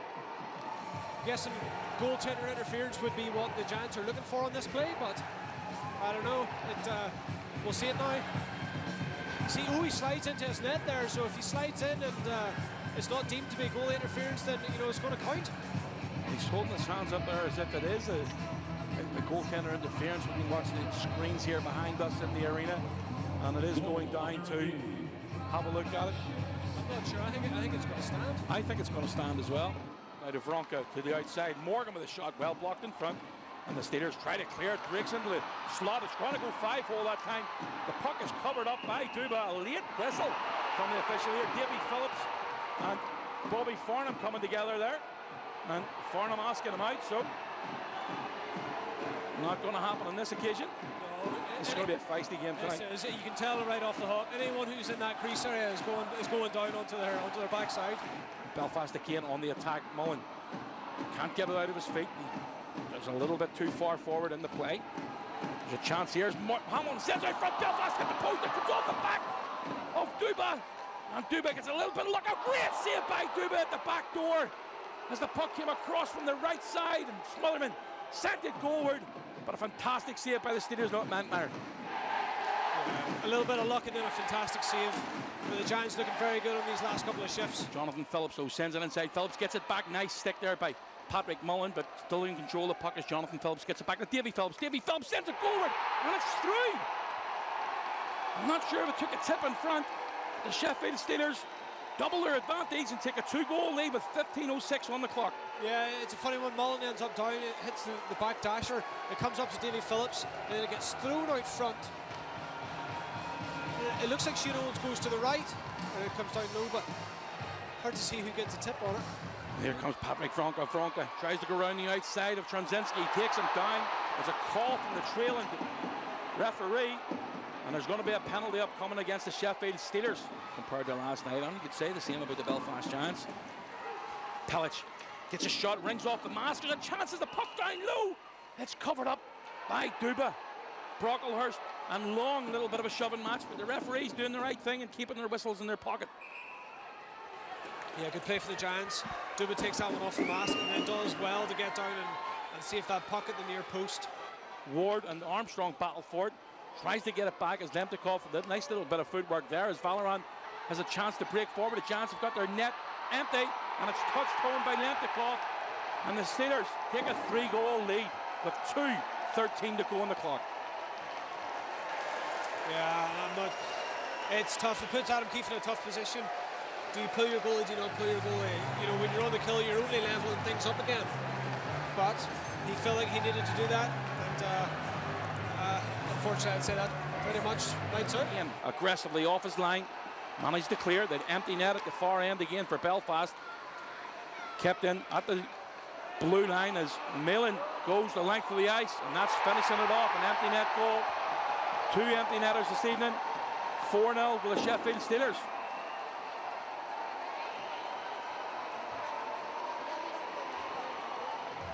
Big victory there for Aaron Fox and the Sheffield Steelers in this very building. And you know what? The Steelers, they can score goals, can't they? I mean, we saw it on a recent broadcast as well. Yeah, they got a lot of depth in scoring. 4 or 5 of the top, sorry, I said 4 out of the 5 top scorers, I think, are Sheffield Steelers. So you don't want to get into a run and gun game against them. You want to play a smart defensive game. Valorant is surely fun to watch when he gets going as well. Yeah, smooth skater, lots of skill, certainly knows where the back, and then a really exciting player in the Elite League. Well, that was Saturday in league play. What's going on around the Challenge Cup fixtures in the other arenas and rinks? Let's go now to the out-of-town scoreboard. Still 1-1 between Glasgow and the Stars. 2-2 on aggregate there. The Panthers with a 3-0 lead over the Guildford Flames. 2 goals for here, 1 for Bulmer and the Steelers and the Storm. The Storm were leading 1-0 there, but Davis and Simmons, the goal scorers there, as it's 1-1 between the Steelers and the Storm. And of course, in our game, a 1-0 scoreline in favor of the Cardiff Devils. A goal by Joey Martin. The 4th of the competition for Martin has the Devils out to a 1-0 lead after 20 minutes of play. We'll be right back after a quick break on Free Sports. Welcome back to the SSC Arena in Belfast.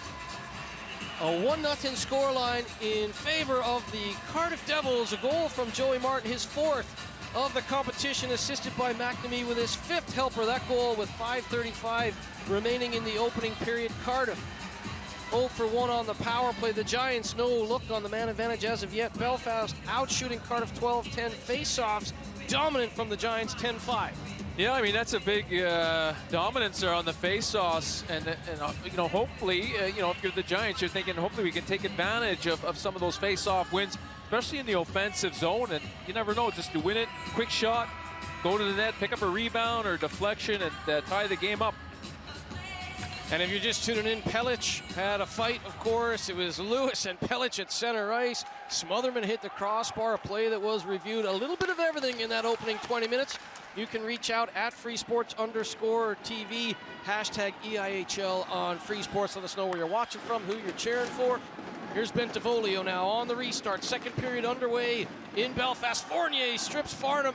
Fournier with a shot, it doesn't get through, and right behind Martin was the rebound. Now Bentivolio on the backhand shovels it wide. Farnham was turning to look at the referee, Copeland, about the possible trip, and instead of getting back into the play, he nearly got caught out of position. Yeah, I mean, you've got to, you know, you got to be careful there not to get caught out of position in that situation. But I mean, the line of Martin right now, Bentivolio, they're really making things happen with Fournier jumping up into the play with this line. It certainly is making it tough on the Belfast Giants, who are coming back here now, Murph. Farnham put the puck out to Mullen. Mullen's one-timer was high over Bounds' net. Here's Mullen again. Mullen with the quick up. He's just trying to get it in front, but it's stopped by Martin, and Martin will shovel it into the corner. An icing call, so not able to change. Maybe some tired legs for Bentivolio and company, and if you're new to hockey, you can't change up personnel on an icing call. No, and it's a good time to get some, you know, get your top line out there. If you have a top line, your most offensive line, against a few tired skaters, and try to take advantage of that icing. And you can see right now, the Devils are messing around a little bit with the slow change. I mean, if I'm the referee, I would warn them in that situation. A lot of teams do that. They send the extra guy, and it gives them a few extra seconds on the change. And if you're the referee, I think there should have been a warning in that situation. Lake will win the draw from Martin. Lake across to Lowney. Lowney's attempt forward was stopped by Haddad. He's backed up by Lake. Lake has to hurry as Batch is hunting him down. Batch with that long stick nearly with the strip, but now Lake will throw it into the middle of the ice. Goodwin dispossessed by Morrison. Quick up to Haddad. Haddad, left-handed shot on the right wing, couldn't get the shot away. Sticks out the left leg to protect the puck. Gave it away to Smotherman, who gives it right back to Haddad, and now Jardin. Yeah, good job from Haddad. Went to the middle of the ice. He saw the Belfast Giants stretching for a breakaway pass, made a good defensive play. Haddad with the blast, but it comes off Mullen's stick and up into the mesh in behind Shane Owen. I mean, Haddad just gets that puck quickly to the net, and not a bad idea. You know you're on a bit of a long shift, take a shot to the net, and even if it goes out like that, you get to the bench, and Andrew Lord puts out a fresh line.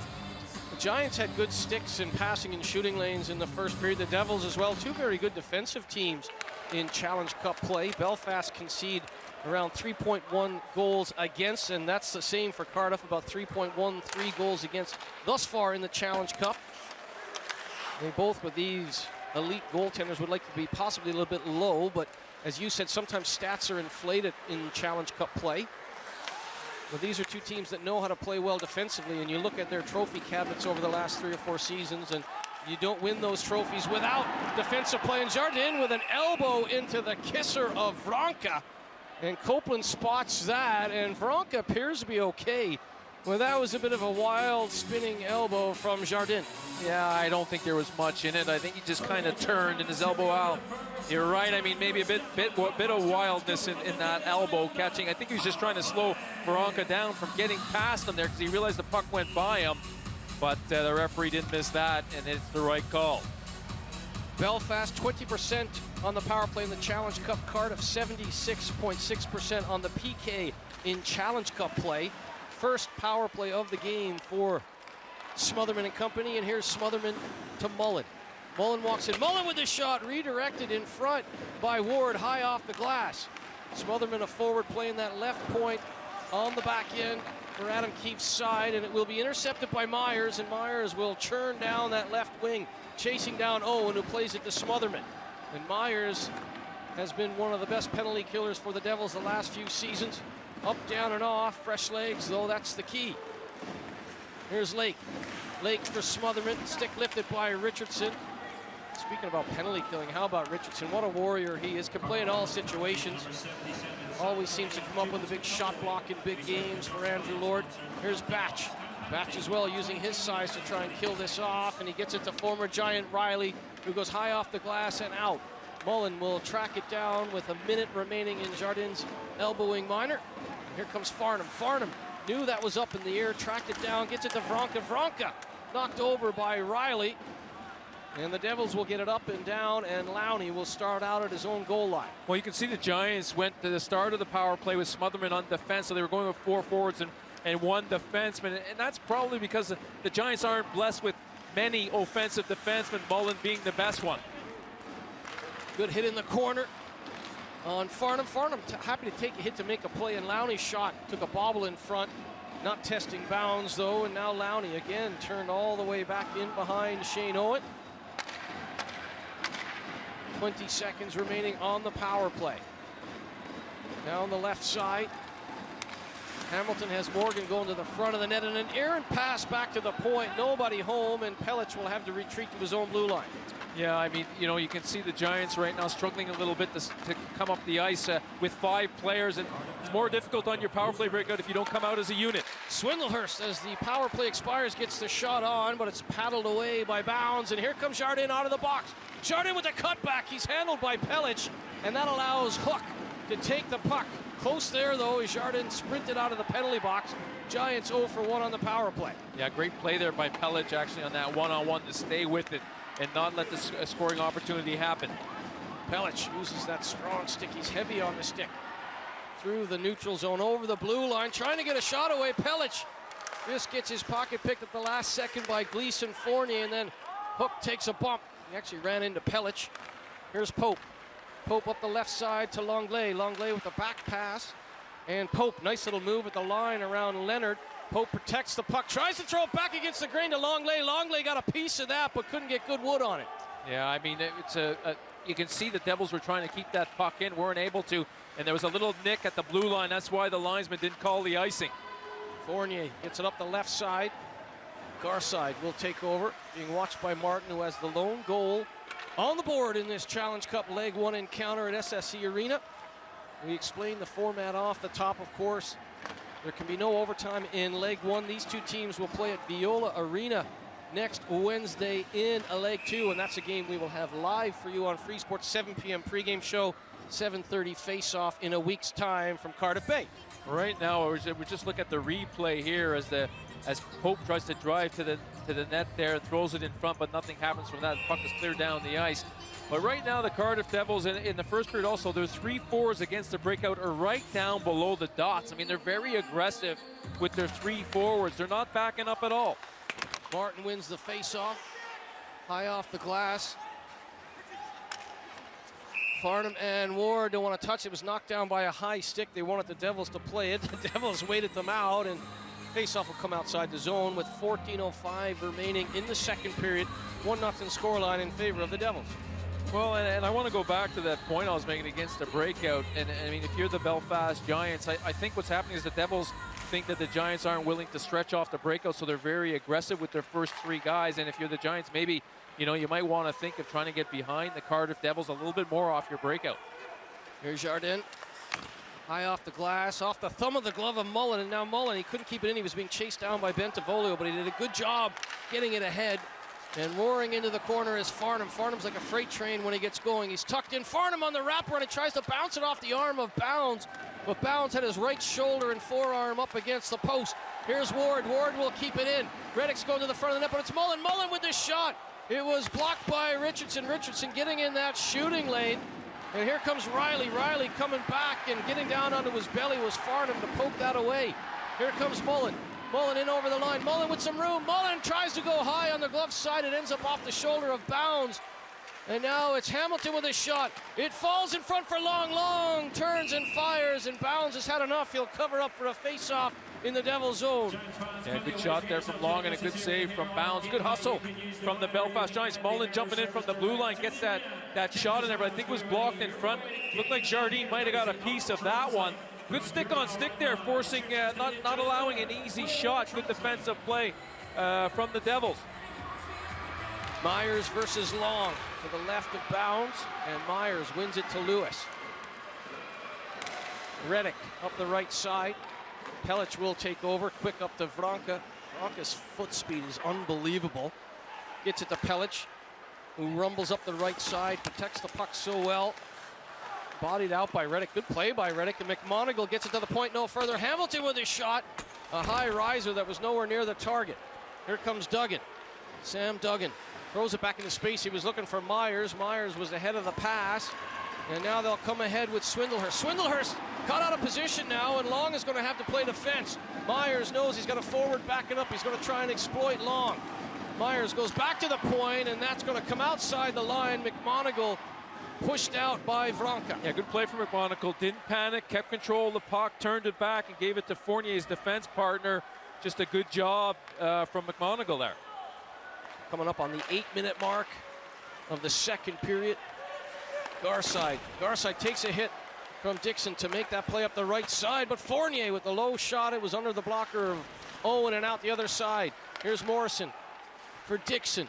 Dixon will go back to Sean Morrison. Playing catch with Dixon, the former world junior champion with Canada. Dixon with the shot, it's right there, trying to come back against the grain was Batch. And Owen kept the pad down, and Batch nearly able to cut back. Here's Leonard.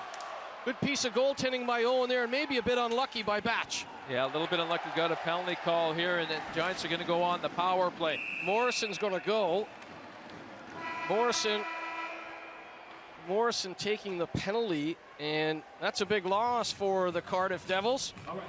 It's a hooking call against Big Morrison, and a second power play of the period, second power play of the game for the Giants. Well, you can see the shot comes in here, and Batch just, his stick gets stuck in the net a little bit. He wasn't able to get it around the post to bang it in the back of the net.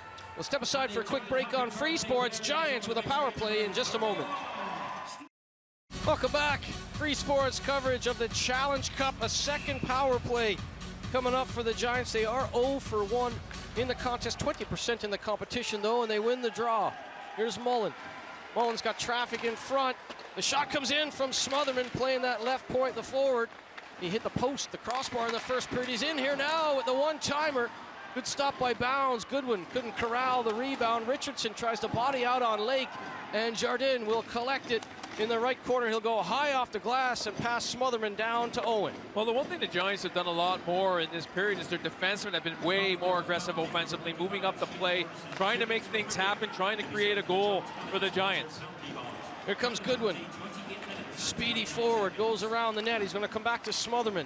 Here's Mullen. Back to Smotherman, plenty of room. Smotherman with a shot. He just ripped it past the glove of Bounds. Trying to find some room above that catching glove. Here's Goodwin. Goodwin had to come off his shin pad. Regains his composure and will twirl away with 1:05 seconds remaining in this power play. Here's Mullen. Mullen goes back to the point.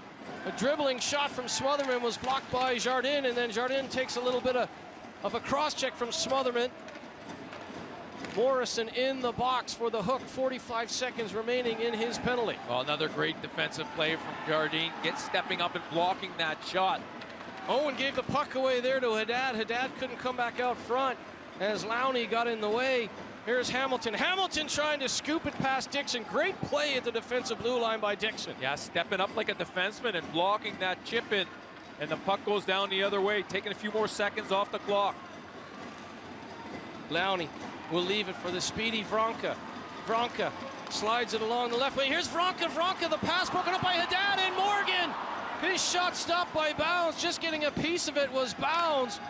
At the last minute, here's Lowney walking into the top of the circle. Lowney tries to throw it out front. He had Morgan coming in on the right side. Couldn't get the pass through. Here's Vronka. Vronka, the penalty is over, but they keep the pressure on. Morrison back into the play. Here's the shot. Lowney doesn't get the shot through. Batch was collapsing in front of Bounds, and another penalty kill for the Devils, but some good looks by the Giants. Yeah, some really good scoring opportunities from the Giants, but Ben Bounds just looks so solid in the net, looks so calm, so relaxed. Doesn't seem like there's a lot in net to shoot at right now. You mentioned in the first period, if he gets in that zone with a couple of early glove saves or a couple of point-blank stops, he seems to just gain in confidence, and he's a big goalie at 6'2", but he makes a couple of those big saves like the glove save and the shoulder save in period one, and he just looks like he's about 7 feet tall in there to the opposition. Vronka calling for it. Goes down to Reddick's. Fournier, though, will take over. Fournier, well, we've seen this from Fournier. Going coast to coast. Longley on the left side trying to punch it through, and here's Reddick's, the former standout, the former captain of the Vexo Lakers. Down the right side, tries to go inside out on McMonagle, the Italian international, but couldn't beat him. Here's Longley, former standout in the KHL, former Belarusian international. Longley puts it back into the middle of the ice. Nobody home, and skating away is Pellich. Pellich will dump and chase against Riley. Riley, the captain of the Giants last year, comes up with the Giants' current captain, Pellich. And two strong players in the corner, but Smotherman now will take over after that nice dump and chase from Pellich. McMonagle thought he had the puck, but Goodwin had other ideas. Goodwin trying to go around Bentivolio. Goodwin back to the point, a quick shot there from Garside. It was laying there, and Lake can't find it, but Bounds will, and he'll hold on with 7:48 remaining in the second. And a good job again from Jardine to McMonagle in front of the net, just clogging up the front of the net, not allowing the Belfast Giants forwards to get any rebounds, and Bounds is making the first save and having time to pick up any little loose pucks in front of him. But it's been good defense in front of the net from the Cardiff Devils, really supporting their goalie. Well, right there, two guys boxing out, two defensemen boxing out those two forwards, not letting them get to the net for any rebounds.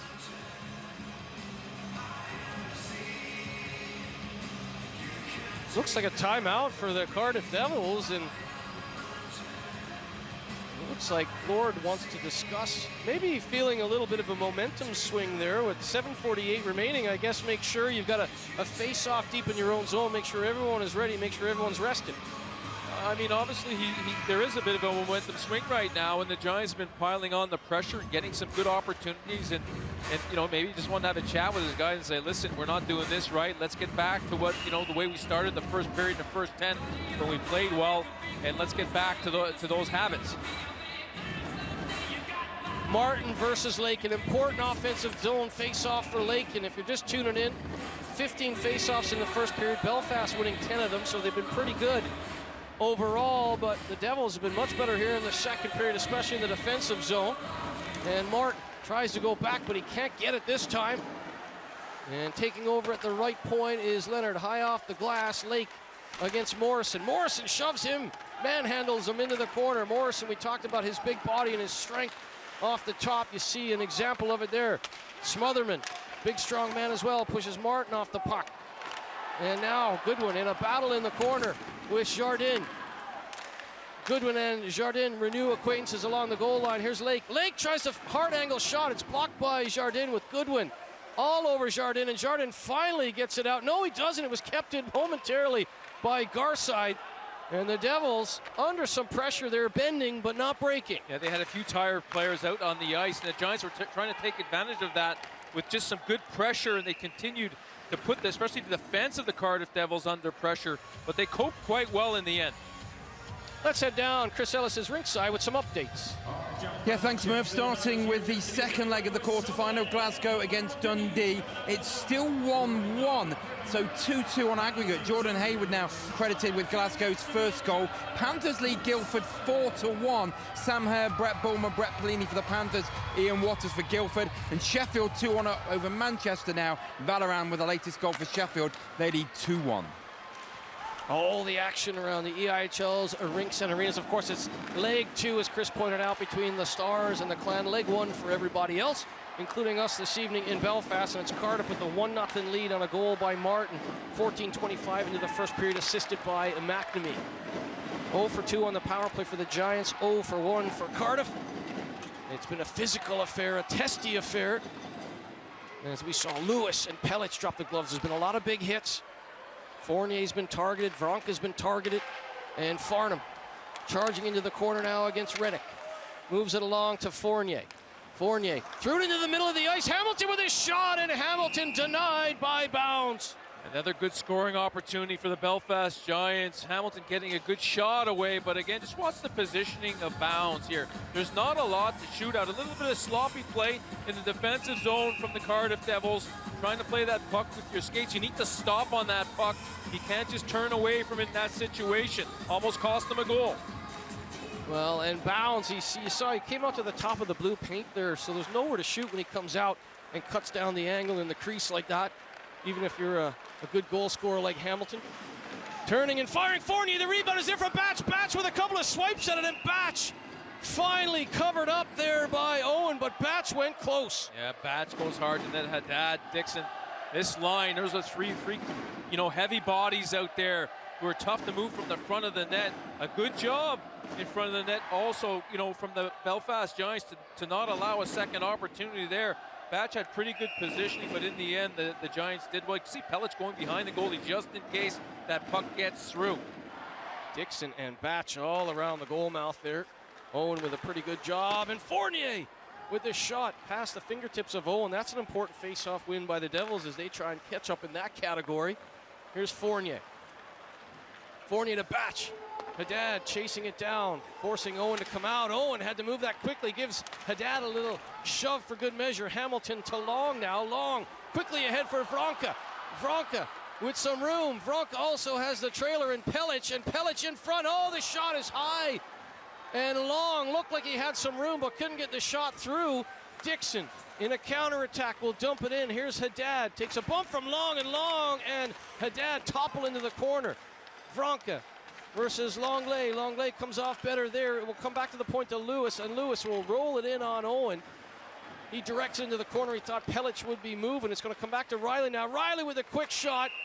And I think Riley's hoping for a rebound there, which wouldn't materialize as Longley was in front, and once again, tempers flare. You can see the Giants just trying to clear the net, trying not to give the Devils an extra opportunity there. But the interesting thing is, if you look at the rush here from Vronka, makes a decent play, but the shot's too high.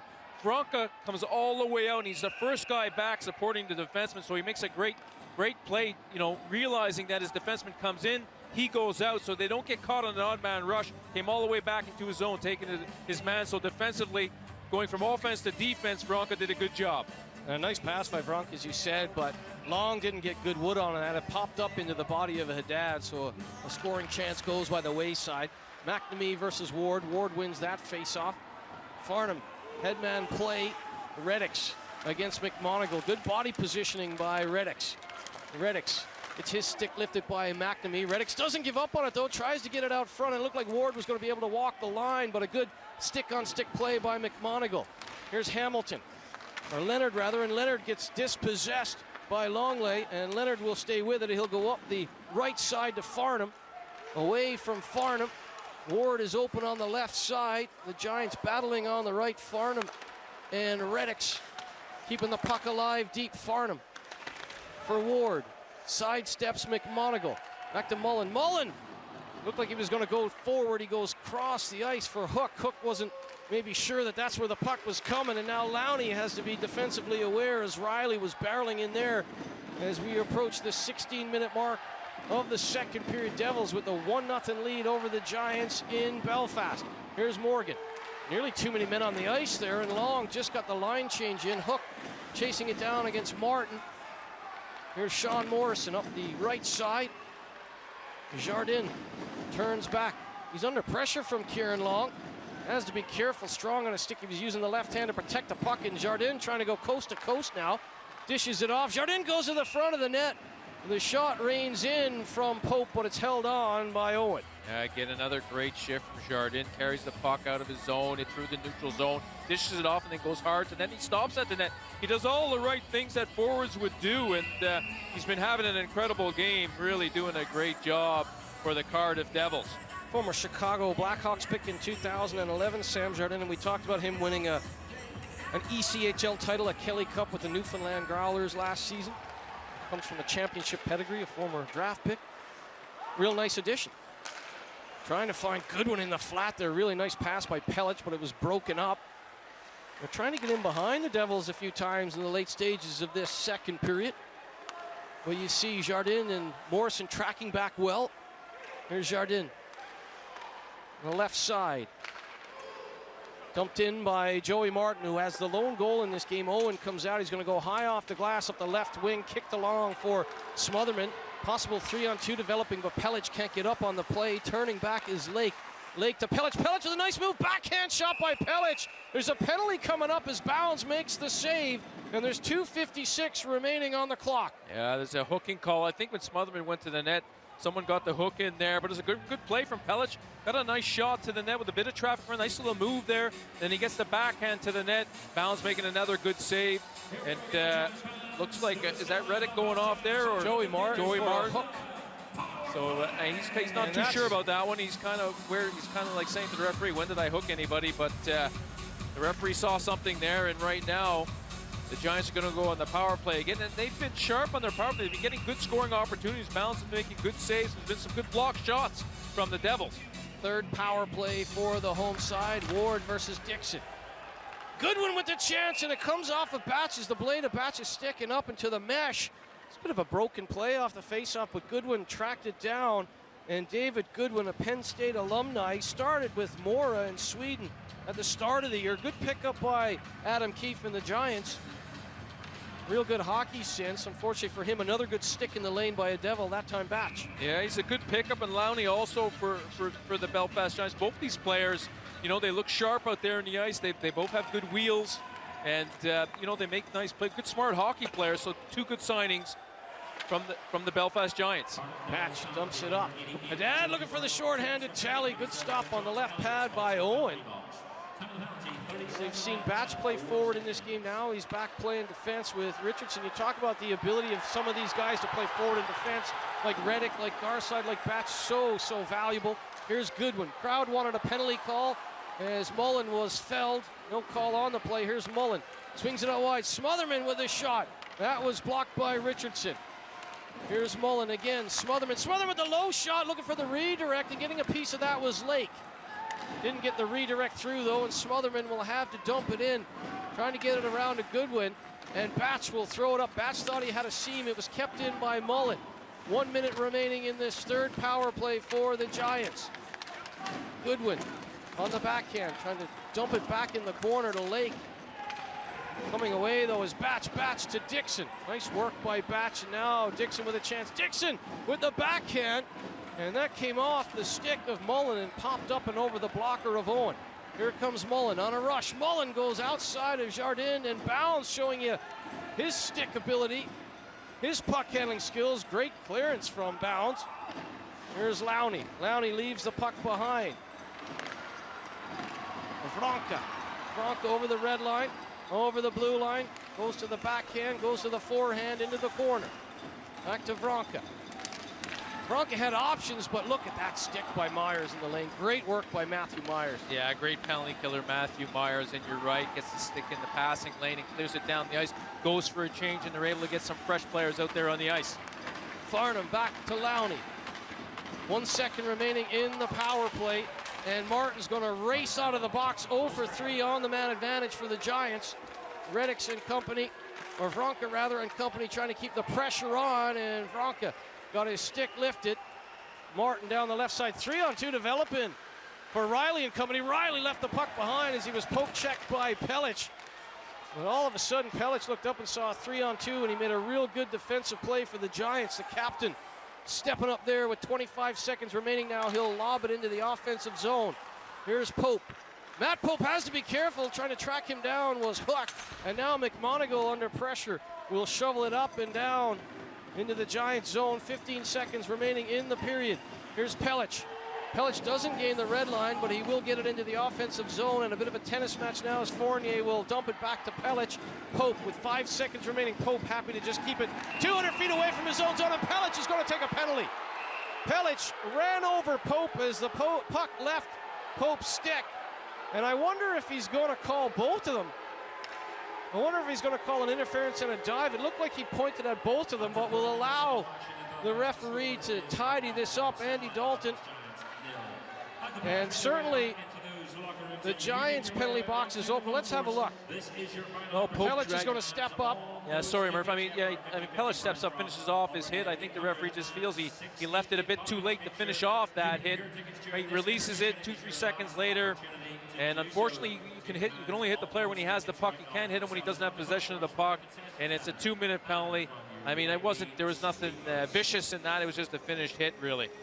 Well, it will be. I thought he pointed at both of them. It certainly wasn't a dive by Pope as he was ran over by Pellich. So it looks like a second power play will start the third period for the Cardiff Devils. Right now they lead 1-0 after 40 minutes of play.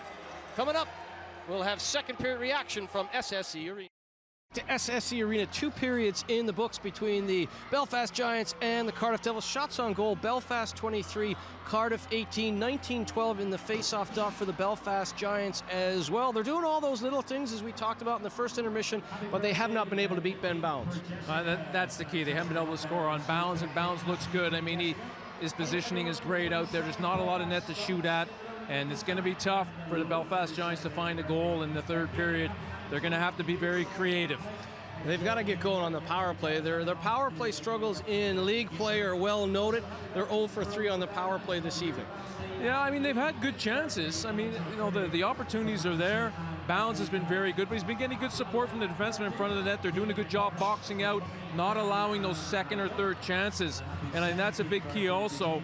But when you have a guy like Bounds in your net, you feel pretty confident he can make the first save. So you're thinking, I'm going to collapse to the net, clear the net, and do my job, and my goalie's going to do his job. And that's what we're seeing from the Devils right now. The penalty kill in the Challenge Cup has been good for the Giants, and that is good because at the end of that period, right at the buzzer, Pellich takes an interference penalty as he ran over Pope, as it looked like Pope had already gotten rid of the puck. So a full 2 minutes on the restart to start the third period on the power play for the Devils. And the scary thing with that is they have time to go in between periods, look at the board, talk about a couple of the options they can, a couple of plays they could use. And against a team like the Devils with all that offensive talent they have, I mean, it's not the best situation for the Belfast Giants. We'll see what happens, but this is a big moment in the game.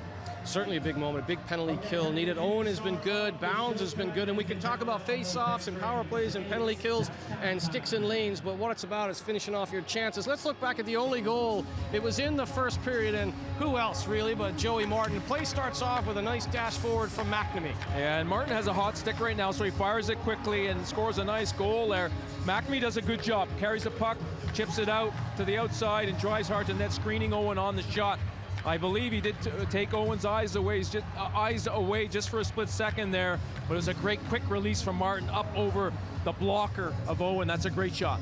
That's a set play as McNamee dishes the puck and then he skates through the eye line of Owen. Fourth goal of the competition for Martin, who we've seen that shot before, haven't we? Let's be honest. And a fifth assist for McNamee. 1-0 in favor of the Devils on the road here through 40 minutes at SSE Arena. Time to rewind now and go around the league as it's last Sunday, Dundee versus Coventry.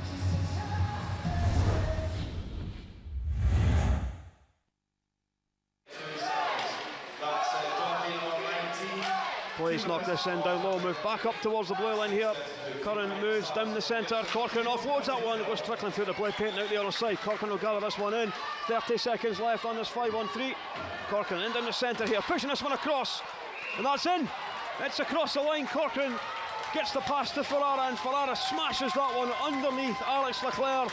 And with 23 seconds left on this 5-on-3, the Blaze take the lead with 12:55 remaining. It's Dundee 0, Coventry 1. Cut out by Dufour then. Dufour scoots forward here, takes it across the line. It's all the way around the outside, moves back in close here, flicking one on the backhand, and it's tipped wide. Blaze chip this out, but only as far as O'Connor. Can't keep it inside the blue line though. And Blueduff now quickly passes this forward across the line. Quick shot for Corcoran, and Corcoran scores. Goes top shelf. And Leclerc can't stop that one. 15:25 to go in the second period.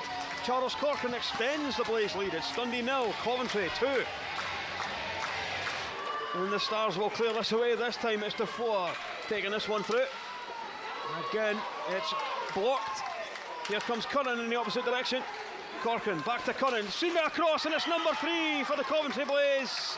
Corcoran involved in the build-up for that one, and this time it's Blueduff on the score sheet for the Coventry Blaze, and with 13:08 to go in the second period, it's Dundee 0, Coventry 3. Well, Haché from the face-off, trying to clear that out of there. Dow ties it up with Bro. Stars keep it in. Here's Dufour behind. Kevin Dufour twisting and turning in the corner, gets away from Curran. Johnson even out to the line for Dow. Dow fires and scores! Dryden Dow pulls a goal back for the Stars with 2:40 left on the clock in the second period, and that is the medicine the Stars were looking for. Dryden Dow with goal number 8 of the season. It's Dundee 1, Coventry 3. And David Bro will pick this up now. Through the centre, shot comes in, it's hard but it's wide. A chance here, and it's number 4. And Luke Ferrara adds to his tally for the evening, and with 15:04 left in this game, it's Dundee 1, Coventry 4. Yeah, well, Luke Ferrara with goal number 18 of the season, the second of the night. And well, that has wrapped it up for the Blaze. You've got to feel 15:04 left of the third and final period, and the Stars find themselves with 3 goals to make up in the away side with a 4-1 lead on the road. It's always scary. Another inaccurate pass coming out the zone. Oh, a chance here. Lawrence steps in close and scores. Well, the Stars were slow to react there, and Lawrence makes it 5-1 with 8:22 to go. It's Dundee 1, Coventry 5. Well, Dylan Lawrence with his 3rd goal of the season, and the goal that surely wraps up the points big time here for the Coventry Blaze in the Dundee Ice Arena. Out for Eichstad. Eichstad sticks it in the danger area, but it's cleared away. The pass up now for Malin. Malin across the line into the centre for Marquis. Marquis shoots and scores. The captain on the score sheet with 5:56 to go in this game. It's Dundee 2, Coventry 5. You never know. Marquis across the line again. Get to the outside, back around the boards, 15 seconds on the clock, back out for Marquis with a bomb, and Marquis scores his 2nd of the evening with just 14.2 seconds remaining in this game. It's a consolation, but it's something for the Stars, and Marquis with goal number 12 of the season makes it Dundee 3, Coventry 5. Just dump that in the opposite corner, and the buzzer will sound after 60 minutes on Dundee Stars Live this evening, and the final score is Dundee Stars 3, Coventry Blaze 5. Big victory at the Dundee Ice Arena. Tough place to get points. Big victory by Danny Stewart and the Coventry Blaze last Sunday. Let's join Chris Ellis ringside for an update. Yeah, thanks, Murph. Don't forget to get your tweets in. The hashtag EIHL on Free Sports. That's EIHL on Free Sports. Loads of great tweets so far. One from Andrew makes a good point, and I think you guys were talking about netminders. He mentioned Ben Bounds and Shane Owen playing well. Really is a battle. It's been a tight game, so that's a really good point there from Andrew. So on to the scores, and don't forget there's 3 first leg ones and 1 second leg one. The second leg is in Glasgow. Glasgow now lead 4-2 on aggregate over Dundee, 3-1 on the night. Matthew Roy with the latest goal. They have 1 foot in the semi-finals. Nottingham are 4-1 up at the end of the second period at the National Ice Centre. Sam Herr, the captain, has 4 goals in 2 games, 2 tonight, again against Guildford as he did on Sunday, but that was in a defeat. So Nottingham 4-1 up there in the first leg. And another first leg game, it's Sheffield 4, Manchester 2. Jonathan Phillips has just got a 4th goal for Sheffield. It is 2 there for Michael Davis as well. And Scott Simons, he has 2 goals for the Manchester Storm this evening. So some really exciting ties. What we do know, one tie is nearly decided. Glasgow will feel at the end of the second period they're nearly in the semi-final, but there are, of course, 20 minutes to go there. Thanks to Chris ringside. Thanks for all your comments on Twitter as well. Let's first go to the Glasgow. Let's react to the Glasgow scoreline because Dundee selected them, and maybe Glasgow wanted to come out and prove shouldn't have picked us. Well, that's normally what happens. I mean, if you pick a team, you know, they're hungry to prove you wrong. And to be honest, I expected Glasgow to go through in this. We'll see what happens. There's still a period to go. I think Glasgow, from what I've seen from them, they have some pretty good talent in that lineup, and I would have been surprised. I would be surprised if Dundee were able to beat Glasgow out. My expectations were that Glasgow would win that tie. And we had a question there or a comment about goaltending. Well, Patrick Killeen, one of the best goalies in the league, and he's obviously having a good game for the Glasgow Clan, and 2 of the best in the business here as well. Owen and, of course, Ben Bounds. Ben Bounds with 23 saves. So that's why we've got, you see the score lines around the rinks. You got 4-1, 4-2, 3-1, just 1-0 here.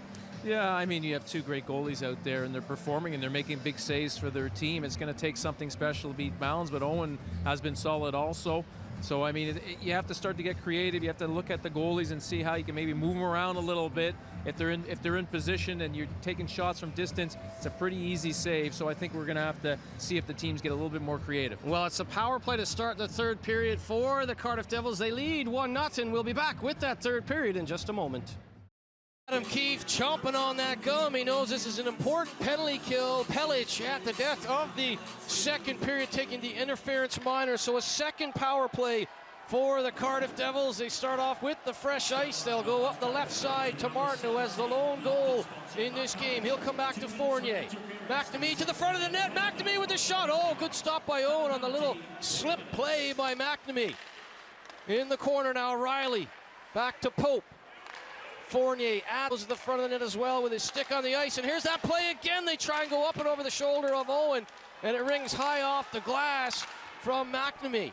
Here's Martin. His 4th goal of the competition. The only salvo on the board in this one. McNamee to Fournier. Down low to Riley. And Fournier with the one-timer, it bobbled. I think it came off a Ward and a bit of a knuckle puck, but Owen finds it and traps it. Yeah, a bit of a deflection there as the puck was going to the net. Owen makes a good save, but you can see the Devils between periods. We're talking about the high slot area on their power play, and the first 2 opportunities went to McNamee, who was wide open for some free shots. That time there, they looked for a give and go with Fournier for a quick one-time shot, and Owen makes the save, but you can see the Devils were looking for that open ice on the power play. Dixon wins it to Haddad.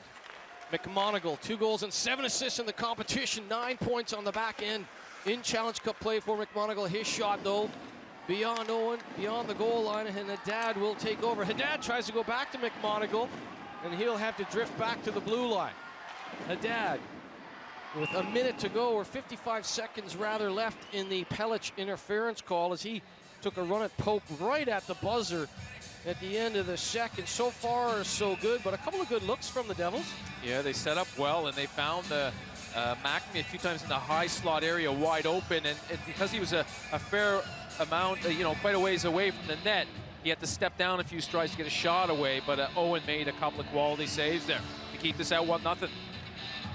The Giants are 0 for 3 on the power play. The Devils 0 for 1.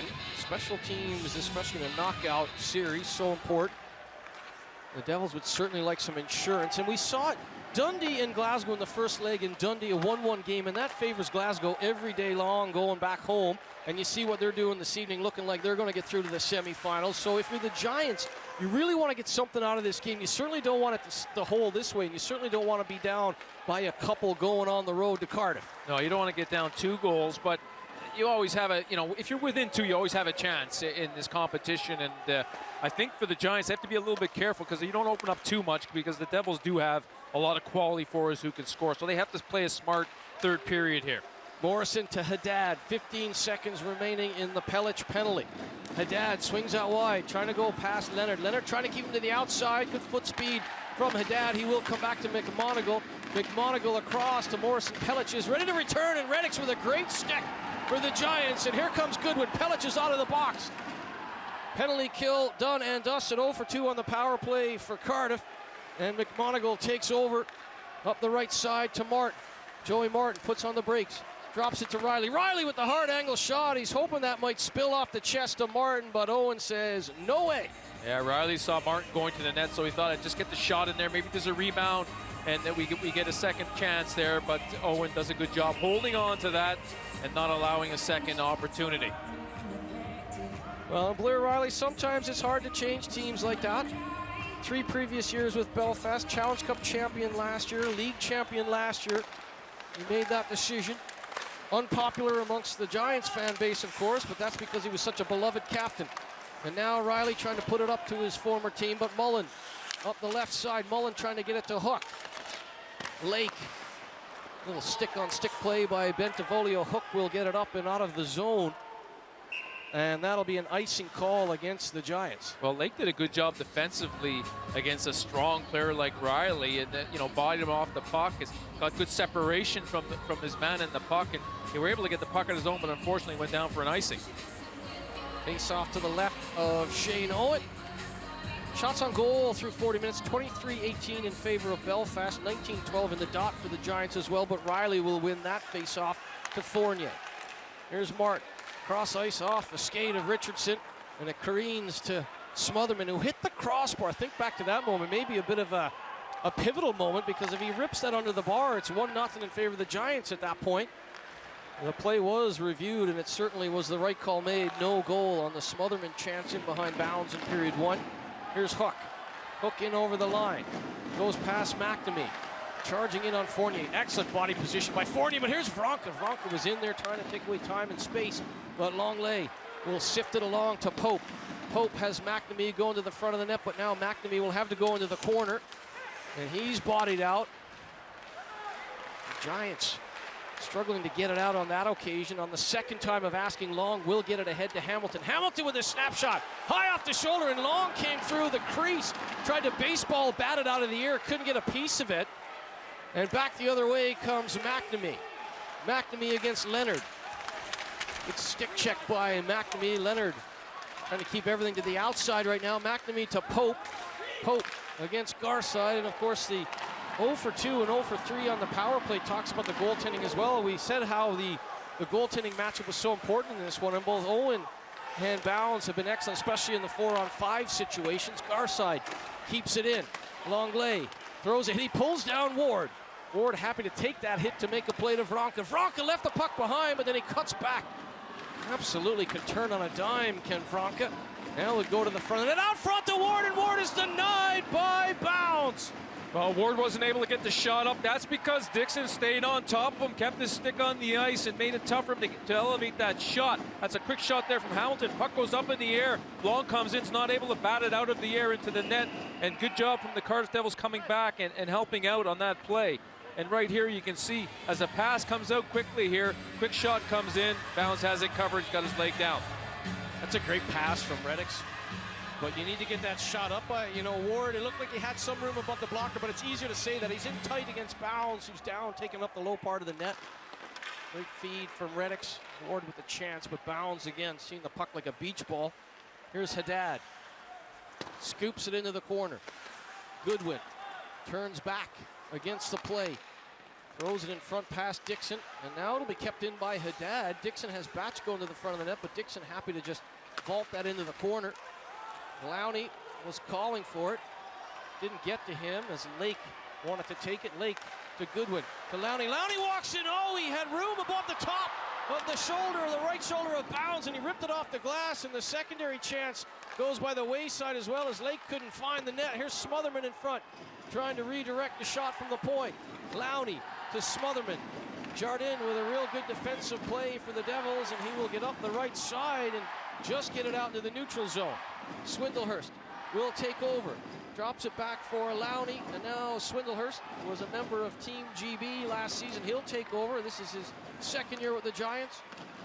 Here's Vranka to Pelic. Pelic pass too far for him, and Reddick goes down. Play goes on, and here comes Vranka. He's got Hamilton going to the net. Vranka goes on the backhand, and Long hits the outside of the net. Hamilton retrieves it to Long. Here's Swindlehurst. Long to the top of the circle. His shot is blocked by Fournier. Pops up into the air and on a play. Looks like there's a call as well. Yeah, it looks like a slashing call, and you're just feeling it right now. If you know, the Belfast Giants are coming on and they're creating some opportunities. They seem to have found their legs even more here in the third period, and they're looking a little dangerous. Vranka, with his skill there, just chips it out wide. Shot comes in there, Bounds gets a piece. I think it hits the back, and I don't know if Bounds gets a piece of that at all, but it does hit the back, and I think it was Hamilton getting the puck to the net there. And there's that shot up and over, and the reason that shot goes up and over the net is because Morrison gets down and takes everything low away, forcing a high shot. So good defensive play from Morrison. So Reddick in the box, 2 or less. 4th power play for the Giants. You really, if you're Adam Keefe, you've got to get something going here. Got to get numbers in front. Try and take away the eyes of Bounds. Easier said than done. Here comes Smotherman. Smotherman to the backhand, and Lake on the rebound. Couldn't get the shot through. It was a blocker stop by Bounds on Smotherman. They go back to Goodwin. Smotherman up high and getting the glove across against his chest is Bounds with 1:34 remaining in the Reddick penalty. That's a good shot that comes in from Smotherman, and Bounds again comes across quickly, steps out and makes the save. I mean, the Belfast Giants have been creating some good opportunities. You can see the puck's bouncing around a lot there, but Mullen does a good job keeping the puck in and then creating a pass back to the point and the scoring opportunity for Smotherman. Ward ties up Myers. They get the puck back to Mullen. Mullen with the wrist shot. And Myers, that's incredible. He loses the faceoff and gets right out to block the shot. I mean, that is making a positive out of something negative. You lose the draw, but you still make a good play. Here comes Smotherman. Smotherman fakes the shot. Nice little fist through, and oh boy, does Ward take a punishment there from Bentivolio, but you've got to go to the front of the net and take that punishment. Smotherman now. Smotherman tries to go high blocker, and that rings off the glass as well. Slashing penalty down to 1 minute for Reddick. Here's Smotherman. Smotherman backdoor, and Goodwin fanned on it. It bobbled up and over the net as it was a rolling puck, and Goodwin is mad at himself, but they're all around the net there. They're taking some punishment in front, but they just can't find the clinical measure. Well, this is about the only way they're going to beat Bounds, that pass across. You can see the puck's bouncing all over the place there, but on that last opportunity, the pass comes from the left side over to the right side. Bounds comes across, but the puck rolls. So unfortunately, you know, for the Belfast Giants, there wasn't a clean shot to them. Maybe in that one, if they make a clean shot, it's a goal, but unfortunately it didn't hit the back of the net. Timeout for the Giants. We saw Lord employ this tactic earlier to give his guys a rest to go over a play. Well, Adam Keefe will use his timeout now with 54 seconds remaining in the Reddick slash. And this is the 4th man advantage for Adam Keefe's side. And they, you know what, they've gone to the net much better on this 4th power play. They just haven't been able to get clinical. And you see Goodwin's off on the back post. He's a real good goal scorer, but it just heals on him up and over the net. Yeah, I mean, the chances are there. You're absolutely right. And I think the reason Adam Keefe called the timeout there is he wanted to keep certain players on the ice with 54 seconds left. So it's a smart move. A guy like Smotherman, I'm sure he wants to keep him out there, you know, for the whole 2 minutes in this type of situation. 4 forwards out on this power play. Mullen, the only defender on the ice. Here's Goodwin. Goodwin with a nice move. Goodwin's in. Goodwin with a shot. Rips it across the body of Bounds and out the other side. Smotherman to Mullen. Mullen tries to put it back against the grain to Smotherman. It came off the stick of Dixon, or the skate of Dixon, and Smotherman recovers, but he misses Goodwin on the follow-up pass. 20 seconds remaining in Reddick's minor. Smotherman on the re-entry, has to be careful. He nearly came in backwards there, nearly offside, but he does get the line, and Lake chasing it down. Richardson to Dixon. Dixon thwarted there by Mullen. Mullen trying to get in on the offense. 5 seconds remaining on the power play, and the Giants are coming. They get it back to Mullen at the point. He's got room. Mullen with the shot. It was redirected in front. Looked like it came off a Ward and out the other side, and Reddick is back in the play. 0 for 4 on the power play this evening, the Belfast Giants. And Dixon and company with a real good job on the PK. Yeah, great job. Especially Dixon there takes the body, but here come the Giants again. Lowney sidesteps Haddad. Great stick check there by Haddad. Tried to get it to Riley. Looked like he was in behind everyone, but Bronca and Mullen will get back. 11:45 remaining in the third period. Cardiff with a 1-0 lead. A goal from Martin, 14:25 into the first period. The only tally on the board in this Challenge Cup quarterfinal, leg one. Long dumps it, Jason Long finds it and just puts it off the chest of bounds. And again, perfect positioning in the net for the Cardiff netminder. 1-0 Cardiff. We'll step aside for a quick break on Free Sports.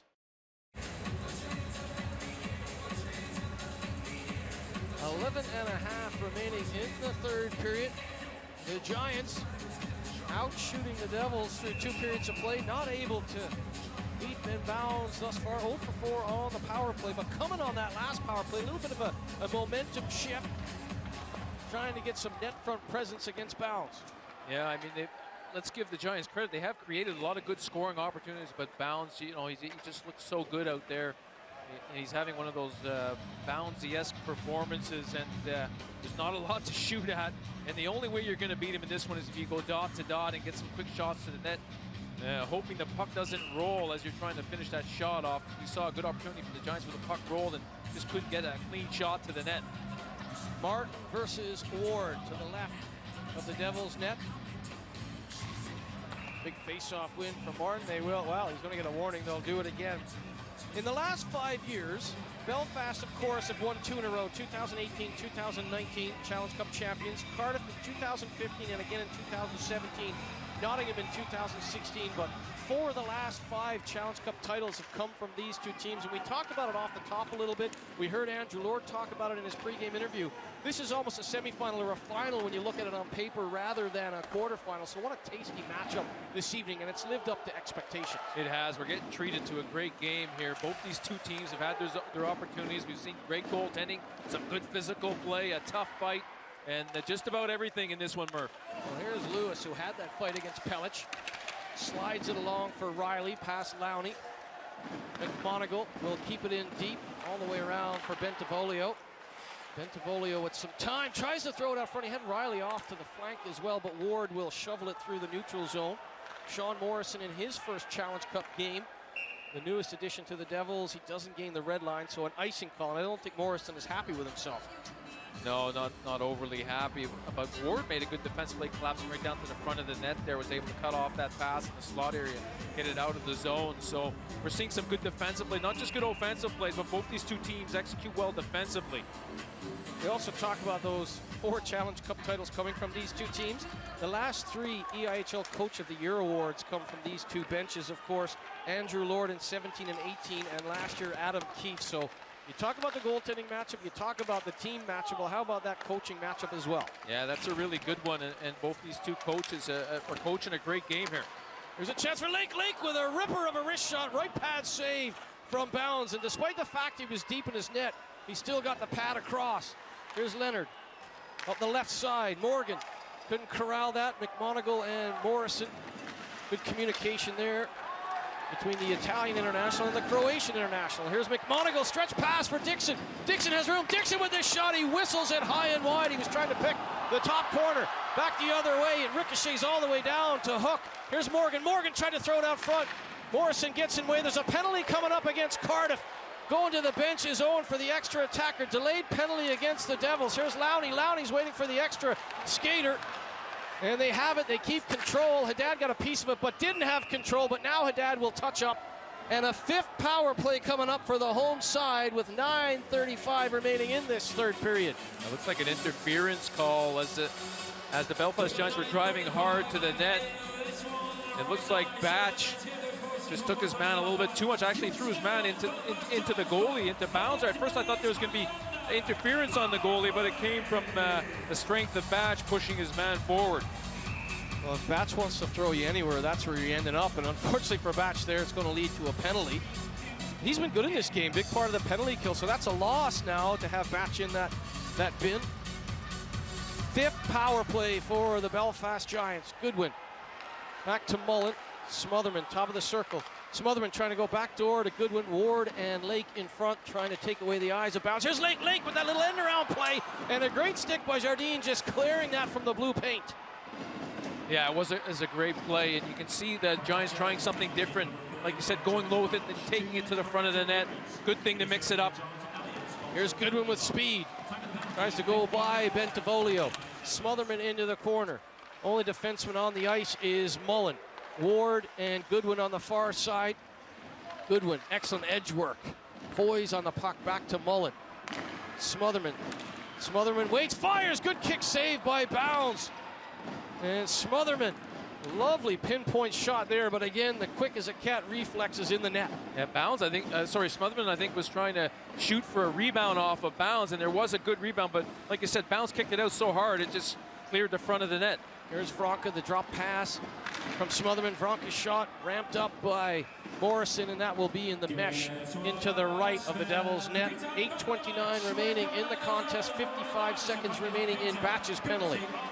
Well, I mean, obviously, if you're the Giants, you're a little bit frustrated. You haven't been able to score in your power play, but still have 55 seconds here. You can see they've changed things up a little bit. They got Hamilton on the point right now, so they got another forward playing. Farnham probably will try to get to the front of the net and create some net front traffic. Morgan goes back to Lowney. So again, 4 forwards out here on the ice, trying to find the offense, Adam Keefe. Lowney settles it down with the glove, wants to walk the line, goes to Hamilton, top of the circle. Hamilton tried to get that redirect from Vronka off the set piece, but that's going to ricochet out to the red line, and Morgan has to chase it down. Hamilton back to Lowney. Lowney pass to Dad, slides it past Morrison, and some good work by Morgan. Morgan is fouled. The SSC crowd wanted a tripping call on Lewis. Play goes on. Farnham can't catch it. Bounced away from him and Dixon to Haddad. 13 seconds remaining on the power play. Haddad will go around the net. Haddad looks up, sees the time winding down on Batch's penalty, just wants to kill this off now. McMonigal will throw it in, and with just 1 second remaining on Batch's penalty, the Giants in danger of going 10 minutes without being able to get something going on the 5-on-4.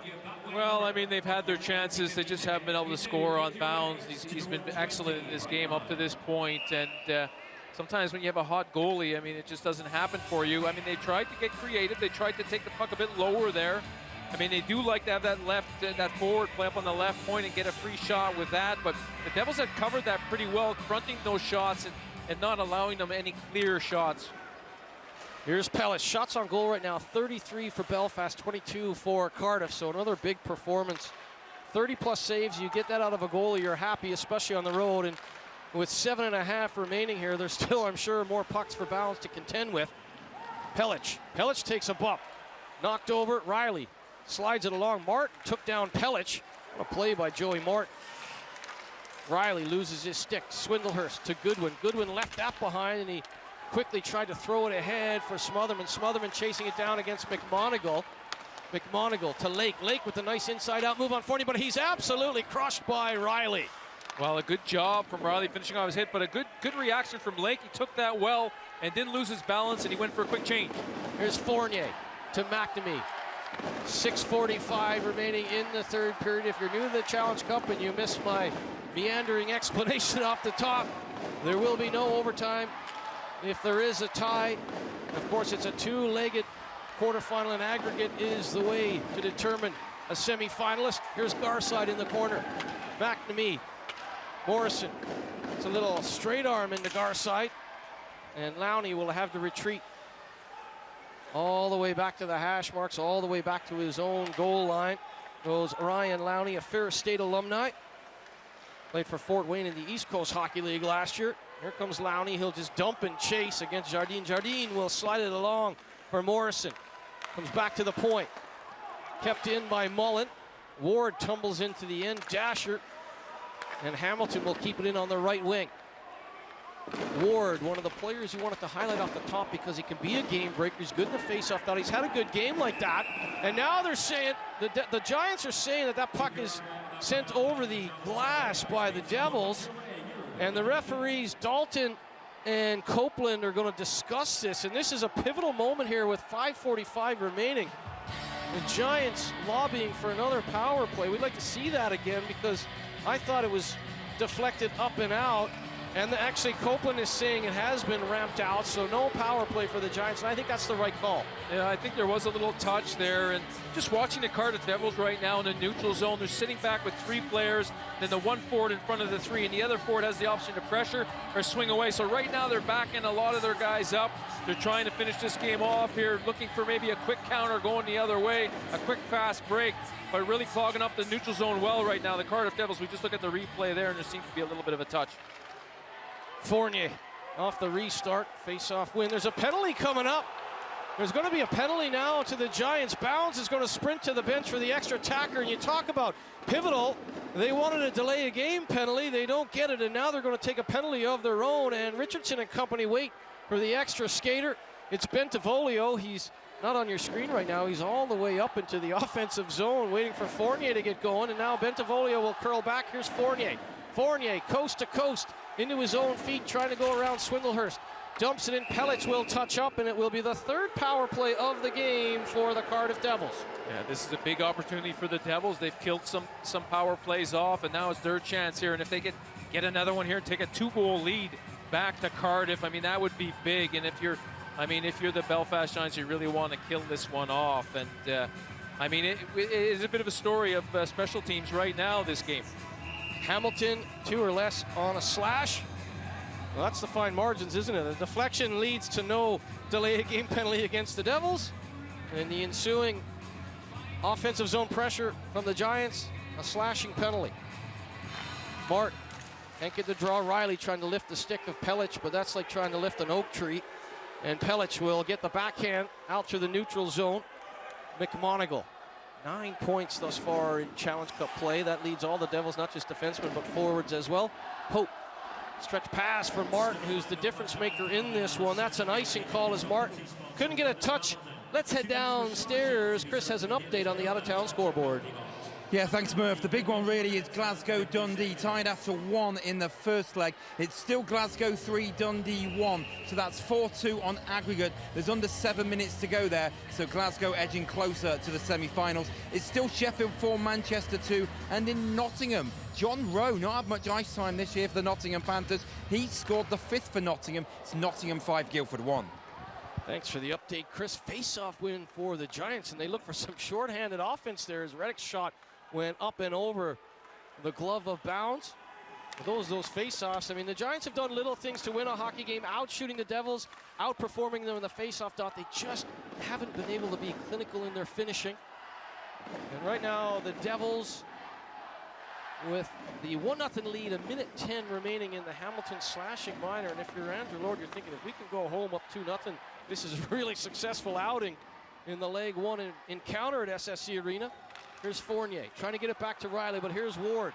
Ward's going to have to be aggressive now. Ward attacks the line with Farnham, leaves it for Farnham. Farnham with a shot, it comes off the stick of Pope. Riley knocks Farnham over, and Farnham, to his credit, pops right back up. Nearly kept in at the line there by Leonard. He couldn't hold the line. He'll go to Pellich, and Pellich will dump it in, deflected by Farnham. And we're down to 35 seconds remaining in the Hamilton slash. Well, a really good job from Farnham on the penalty kill and Pellich. I mean, this is big for the Belfast Giants. They really need to kill this one off. Another icing call. Well, aggressive on the penalty kill. They haven't been able to get the power play going, but both teams have certainly been good on the PK. Yeah, they have been, and both teams have done a good job not giving up too many quality chances. I mean, they've kept those, clear shots from the slot area, or even those little, deflections in that slot area. They haven't given up a lot of those. Dixon versus Lake. And Dixon, big defensive zone face-off. They'll try and use the last 20 seconds of this 5-on-4 now. Morrison on the dump back by Fournier, being watched by Goodwin. Nearly too many men on the ice as Fournier had to high jump over the boards, and here comes Lowney. Lowney and Goodwin cross wires. Lowney lays it in for Goodwin. Goodwin on the wraparound. Good stop by Bounds, and on the rebound, Lake is dispossessed by Dixon. And another big stop by Bounds as Goodwin and Lowney, the newcomers, trying to make a difference there in both of their first Challenge Cup appearances. Yeah, it was a good little give and go there, and tried a little wraparound. Bounds had it covered though. Although maybe if he would have held on to it a bit longer, tried to go between Bounds' legs, because there was an opening there. Penalty is over. Hamilton back on the ice. 0 for 3 on the power play for the Devils. 0 for 5 for the Giants. So the penalty killers will be happy with their performance on both sides of the puck. Here is Myers. Vronka, the speedster, darts past. Nardini throws the puck on net. Long got a piece of that, and it skips into the corner, retrieved by Hamilton, but Myers leans on him. Myers does enough to get it ahead for Reddick. Reddick slides it along on the left wing. Garside just ahead of Batch and gets it to Vronka. Vronka, the Polish international, nearly gave it away to Reddick, but he follows up. Leonard takes that off his skate, bounces away from him. This is not the guy you want to give the puck away to if you're the Giants. Martin gives it to Lewis. Lewis has net front presence from Batch. Reddick is pulled down by Long. Play goes on. Batch will rumble into the corner and keep the puck deep. Under 2 minutes remaining in the third period. 1:55 to be exact. And a 1-0 scoreline in favor of the Cardiff Devils. Dumped in, bounces over Owen's stick. And so if you're the Giants, maybe this is it. Maybe this is the moment. Coming ahead, full bore, Swindlehurst. Swindlehurst will finish off his hit against McMonagle. Good dump and chase by Swindlehurst, who's going to have to get back defensively now as Riley. Riley's play off the glass took a funny bounce off the stanchion, but it falls fortuitously for him. Into the corner, Bentivolio knocked over. Bowling pins in there, and coming away now is Big Pellich. Pellich down the right side, swings wide to McMonagle. The cut back, he's going to draw a penalty, and Reddick's! Well, the play was whistled dead. Reddick's following up the net drive from Pellich, and it will be a 6th power play for the Giants with 1:15 on the clock. Well, Pellich did the right thing. He took the puck wide and then drove to the net, forcing Lewis to take him down. I only see one call here. We're looking at the replay here as Pellich drives here, and then he gets pushed into the net. Lewis takes him down, and I think the only one going to get a penalty here is the Cardiff Devils. I think Lewis will go off, but the referee's been lifting his hands up a few times, pointing at guys, confusing us a little bit, Murph. Well, Pellich, he has the ability to drive the net, and we talked about his size earlier, so when he cuts back like that, you're going to have to put a stick or a hold on him. And the only penalty box open right now is indeed the Devils' penalty box. Pellich has just gone off. Pellich has just been told to get in as well. Yeah, I mean, Pellich cut to the net. I don't think he went skated into Bounds' lane. I thought he was pushed more into Bounds rather than him making contact with Bounds. McMonagle's going off. Maybe I got the wrong guy. I thought it was Lewis that was in there. Maybe it was McMonagle. And Pellich is not too sure about that. He's still standing up looking at the referee, kind of wondering what he called there. But we'll have another look at the replay. Well, McMonagle is bodying out on Pellich. So is it a hook on McMonagle and a goalie interference on Pellich? Yeah, I mean, Lewis gets nothing there, but yeah, there could have been a hook. And I don't think Pellich drives into Bounds there. Maybe he made it look like he wasn't, and he did. The referee was closer to the action than us. So the referee's made the call, and we'll go to 4-on-4 with 1:15. Certainly things open up on 4-on-4. Could be an opportunity here for either team to create a good scoring chance. Pellich and McMonagle. So it's interference on Pellich. And the crowd doesn't like it whatsoever as you hear the Bronx cheer raining down, and McMonagle's taking a slashing penalty. So slashing for the Devils, McMonagle, and an interference on Pellich on the Giants side of things. 4-on-4 hockey with 1:15 remaining. Dixon and Lake have had a good battle in the dot all game long, and this could be the hockey game here. Goodwin catch up with it. Morrison will body out on him, and Bounds happy to flop down and let the centerman do it all again. Yeah, I mean, I wasn't so sure on that penalty on Pellich there because I didn't think he actually drove into bounds, but maybe the angle, we were looking at a different angle to what the referee is looking at right down on the ice. Here's Mullen. The shot from Lowney is blocked by Haddad. What a game Haddad has had. Goodwin trying to claw along. Morrison happy to just get in the way and wind down the clock. We've got 1 minute remaining in the game. Here's Richardson. Darting forward for the Devils, high off the glass for Haddad. Haddad trying to jab it back to Morrison. He's stapled there by Lowney. Morrison works it along. Oh my goodness, what a stop by Owen! He absolutely robs Joey Martin. Well, that's a huge stop by Owen because no matter which way you cut it, it could go down to 1 goal on aggregate, and what a stop by Shane Owen. Yeah, that's a great save. Whenever it's 4-on-4 on the ice, there's a little bit more open ice, and you can see right there the Belfast Giants get caught. Too many guys chasing the puck on one side of the ice. Martin sneaks behind and gets that one-on-one with Owen, goes to his backhand, but Owen keeps the glove up and makes the save. What a stop. They've got to refocus though. Fournier and company looking for the insurance marker. Can't get the shot through. Richardson. Here comes Lowney. 30 seconds remaining. Lowney trying to get it through. Here's Lowney. Lowney follows up. He throws it wildly there, and Fournier's in the crease. He's trying to find Reddick's Lowney on the original play. And now Leonard to Lowney. Lowney's shot is redirected in front by Reddick's, and once again, Bounds has the answer. Well, I don't know what they have to do to get the puck past Bounds. Reddick's gets in front of the net.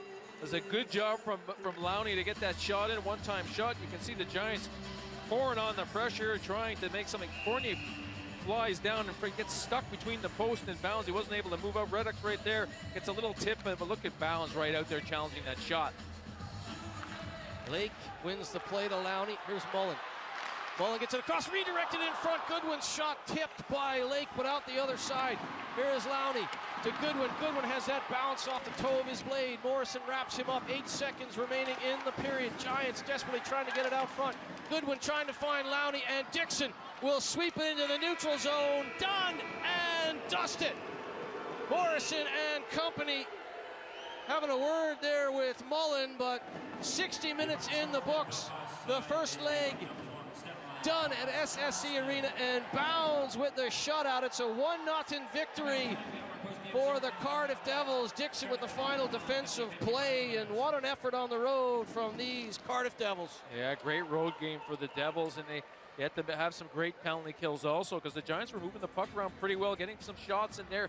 Devils did a good job stepping up and you know, fronting those shots on the penalty kill, forcing shots wide, and they especially helped Bounds too on any shots that did get to the net. They did a good job, the defense for Cardiff, in front of their net, and they really made it tough on the Belfast Giants to get a goal in this game. But you know, you have to give a lot of credit to Bounds. He was very sharp in this one, Murph. 38 saves for Ben Bounds. Nothing more to say. Well, yeah, and we get used to Bounds making making 40 saves in a big game and delivering for his team time, you know, again and again, and just another great performance from Bounds. But both teams, good solid hockey game here. Both teams played well. Both teams had chances. I mean, Owen made an incredible save at the end there to keep it at a 1-goal game, and this is far from finished. Well, I was just about to say, with 41.9 seconds remaining on the clock, Shane Owen absolutely robs the most dangerous player, Joey Martin. So think about that. If you get to a situation where you win by a goal on aggregate, you think back to that battling performance by Shane Owen. He gets no goal support, but right to the final buzzer, he will battle for his team. And speaking of battlers, we'll go ringside now. Chris Ellis is with Ben Bounds. Ben, congratulations to shutout tonight. That must have been fun to play in. Yeah, it's games against Belfast are always fun to play, and another top team just like us. Yeah, I mean, anytime you play teams like this, it's awesome to play in, and yeah, a lot of fun. You guys are developing a real rivalry. How special a game is it to play against the Giants? Well, I think ever since I brought that conference system in, I know especially since I've been at Cardiff in this conference, I think that rivalry between us, Belfast, Sheffield, Nottingham, is just absolutely boomed, and I think that's great. The quality of the hockey that's on now makes it great for the fans. And as a team, you're really on a roll. You had a downtime a couple of weeks ago when you lost twice at home to Belfast in the league, but recently you've been on great form. What do you think the turnaround's been like in the last few weeks? No, it's been massive. Yeah, every team so far has had bad matches, but that just shows the quality of the league. You can't have a night off, and we did, unfortunately, against Belfast those 2 games, and they killed us. But touch wood, we've bounced back so far with a good response. Well done tonight, Ben. Cheers, thank you. 4 straight wins in the league coming into this game. 5th win in a row on a hop for Ben Bounds and company. 38 saves in the shutout performance for Ben Bounds. They win 1-0 in Belfast. We'll be back with all the analysis after. SSE Arena Challenge Cup quarterfinal, leg 1, done and dusted at SSE Arena. Of course, a 1-0 victory for the Cardiff Devils. Let's head down ringside now. Chris Ellis has Giants head coach Adam Keefe. Adam, it's not many times you shut out on home ice. What's your thoughts about tonight? I actually thought we played a great hockey game. Didn't get rewarded for it. You know, we need to bear down. We need to score some goals here. It's not falling in the net for us right now. Aside from that, I thought we played a really good hockey game. We were the better team tonight for full 60, I thought. At times, Cardiff, I thought, had some pushback, but at the end of the day, we needed to get one. We didn't. You know, the good news about this competition is it's a 2-leg race here, and you know, it's a 1-goal deficit. We were going to have to beat them by a goal in there anyways, so we got to go in there and put forth another effort like we did tonight. I'm confident if we do that, we'll get some more looks, and then we got to put the puck in the back of the net. It's that simple. You mentioned how well you played. Can that give you momentum to go into that second leg? Certainly can give us confidence, yeah. I mean, look, that's a very good hockey team, the Cardiff Devils, and at times they put us under some real pressure tonight. I thought Bouncy stood his ground tall. I mean, she turned away 38 shots. You know, we're going to have to go into Cardiff and look to do what we did to them the last time in their building. So we have the confidence of knowing that we can do that. We're going to have to go there and do it, though, and that's obviously a different story. Thanks for joining us, Adam. Well, thank you. Thanks to Adam Keefe for joining us ringside. Always classy, whether it's a win or a defeat. And they are the title holders. They're looking for the 3rd title in a row. And as he said, it's a good point. We're going to have to go in there and win by a goal one way or the other. You need to go in on the road and put in a performance. So 38-23, the shots on goal. A big 38-save performance from Ben Bounds. 54% in the face-off dot for the Giants. So as head coach Adam Keefe said, they played a really good hockey game. They did a lot of those intangible things to win a hockey game. But staring at you in the face is that 0 for 6 on the power play. Yeah, I mean, that's not the best stat, but they did have chances on their power play. Bounds was, like you said, excellent, made some great saves. I mean, you can't beat yourself up. You know, there is games where you don't score in your power play, and you just got to go back to the drawing board and think of maybe some different ways to approach your power play against a good penalty kill that the Devils have. So it's never easy. And I'm sure Adam Keefe is going to do a lot of thinking before the next one about how he'll approach the power play, but give Bounds a lot of credit. He was excellent, and he made a good point. You know, overall, you'd have to say the Giants, you know, had the 36 shots. They had, you know, way more shots than the Devils. Devils played a good road game. They waited for their opportunities, and that's the way you have to play on the road in these big games. So, you know, both teams had good performances, and maybe overall, Adam Keefe has a little bit of a point. They were probably the better team overall. Well, you're talking about Ben Bounds. Let's have a look at some of his handiwork, because he was peppered with 38 shots. Here's the smothering play, high off the chest, the rebound award. I mean, they were buzzing the Giants. They were all around the crease. I mean, things coming off the glass and bouncing back through the crease and just not able to get the puck luck this evening. But Bounds was incredible at times. But even when they had good looks like that, pucks bouncing off heels of sticks. And then when they had a chance in close like that, Goodwin misses. But Bounds certainly, maybe he got in between their ears a little bit after a couple of big saves in the first period. But, I mean, you look at it, we've seen Ben Bounds do that for club and country, so no surprise. No surprise. You expect Bounds to play well in a big game, and he did. He delivered with a shutout. You can't ask for any more than that. I mean, you know, also you look at the Giants, they did miss the net a few times on some good opportunities. They didn't get the puck on net, which is something you want to think about for the next one. And but I mean, Bounds gets good support though. His teammates step up and they block a lot of shots, and they collapse down and help him out at the front of the net. So he gets good support also from the guys in front of him. Well, the support he got in the first period was a big goal from the captain, Joey Martin. Always seems to step up in big games. It started out right here with McNamee. Yeah, McNamee drives hard through the middle, gets his head up, passes it out to Martin, who takes the quick shot. McNamee continues to the front of the net, screening Owen on this shot. But the key to it is Martin releases it quickly, doesn't leave it on his stick for very long, gets it quick to the net, and gets it over the blocker of Owen. It's just a really good hard shot right there from Martin, and that's a good finish. It's the flyby by McNamee as well. McNamee crosses the eye line of Shane Owen right at the moment as that perfect shot is being released. 4th goal of the competition for the captain, Joey Martin. 5th assist for McNamee. That goal, 14:25 into the period, was the only goal. And think back to that save from Shane Owen, because we talk about how good Ben Bounds was. Well, Shane Owen was excellent in this game as well, because this could be something you look back on as a real series saver. And you know what, to rob Joey Martin like that, that is a scintillating save from Shane Owen. Well, you can see right there the Giants get caught, 3 guys on the wall there, and the player on the opposite side doesn't collapse down to the slot area, which opens up the space for Martin, who makes a good move, goes to his backhand. Owen keeps his glove up high enough just to make that, high enough to be able to glove that. So that's a fantastic save. And you're right. I mean, another goal there, it's 2-0, and that gives Cardiff a little bit more breathing room at home. But 1 goal difference, that's nothing. And I mean, anything can happen in that next leg. This is far from finished. It's a great road game, but you know, through all of that, it's still a good performance from the Giants. As head coach Adam Keefe said it, he said if we go out in there and get 38, 40 shots, you know, you'd hope you get a result at Viola Arena. So remember that save from Shane Owen. We talk about how good Ben Bounds was. Well, a tip of the cap for Shane Owen, because he battled. I mean, he could have been daydreaming there going, there's no goal support coming, the clock is winding down, but that is a huge save against probably the best offensive player in the league. Yeah, it's just good focus, good concentration from Owen in a situation where he hasn't been seeing a lot of shots in the 3rd period. He had to come up big for his team, and he did, and that's something really positive they can take into the next game. Well, we're going to have plenty more post-match reaction and analysis after this quick break. We'll be joined by Andrew Lord. EIHL on Free Sports. Let's head over to Chris Ellis. He has Andrew Lord ringside. Andrew, congratulations. A win like that must give you so much satisfaction on the road. Talk us through how you saw it. Yeah, I mean, I really liked our start. I thought we were at the races early. I thought we controlled the puck very well early parts of the game. I thought we generated some stuff off the cycle. I thought we, you know, obviously we had the first goal there on the power play, which was big. Didn't love our game as the game went along, to be honest. I thought Belfast upped the ante in the 2nd and 3rd, which, you know, we talked about them doing. But we got a little sloppy, lost some races, lost some puck battles. Obviously, then the big one was the, you know, taking too many penalties. We didn't, you know, get the rub of the green there, which does happen. But the positives, I thought our goaltending was fantastic tonight. I thought we didn't give up.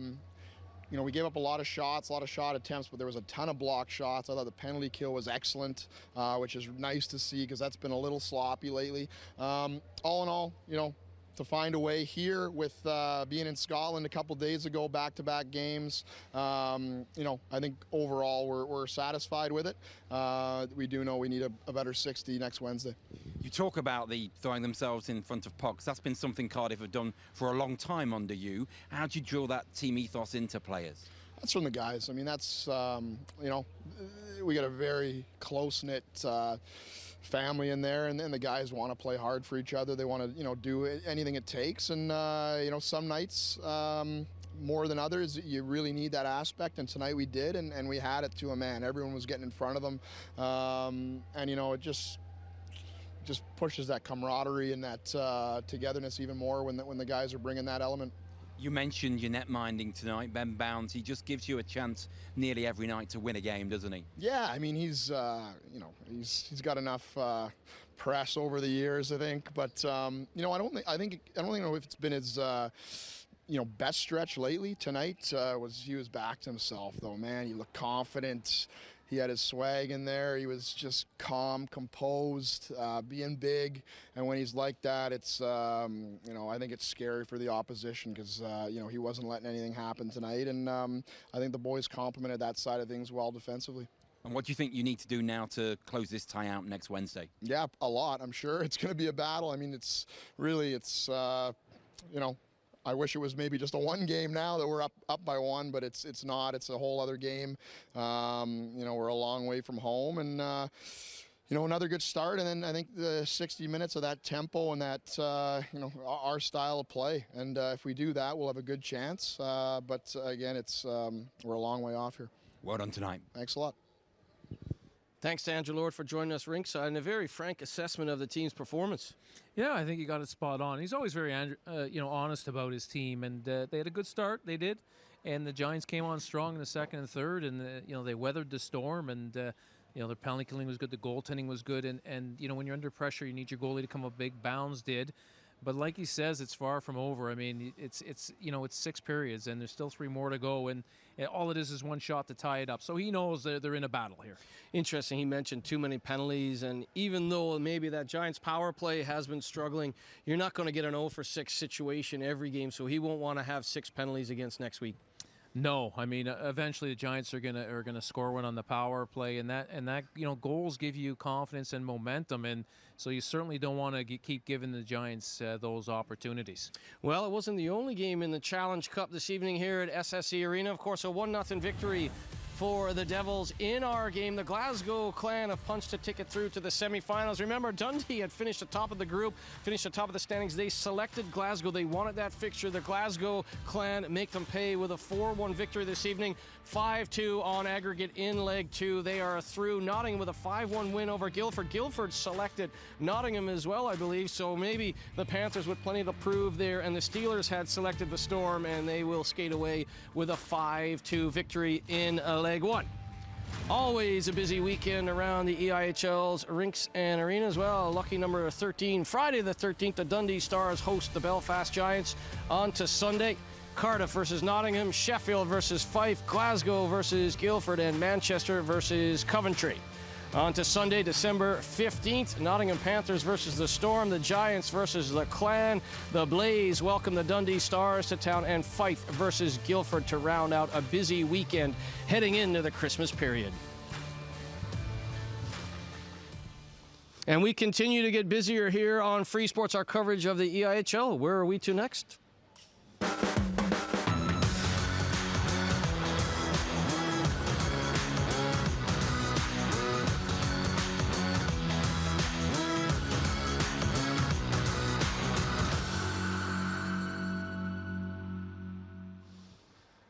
So do join us in a week's time from Viola Arena, leg 2 of this Challenge Cup quarterfinal series. A 1-0 lead on aggregate for the Devils, but the Giants, I'm sure, will come into Viola Arena full steam ahead, so you do not want to miss that matchup next Wednesday. For Paul Lady, Chris Ellis, and the entire Free Sports crew, I'm Aaron Murphy. The Devils with a 1-0 victory this evening on the network. Until next time when we do it all again, keep your head up and your stick on the ice. Goodbye for now from Belfast.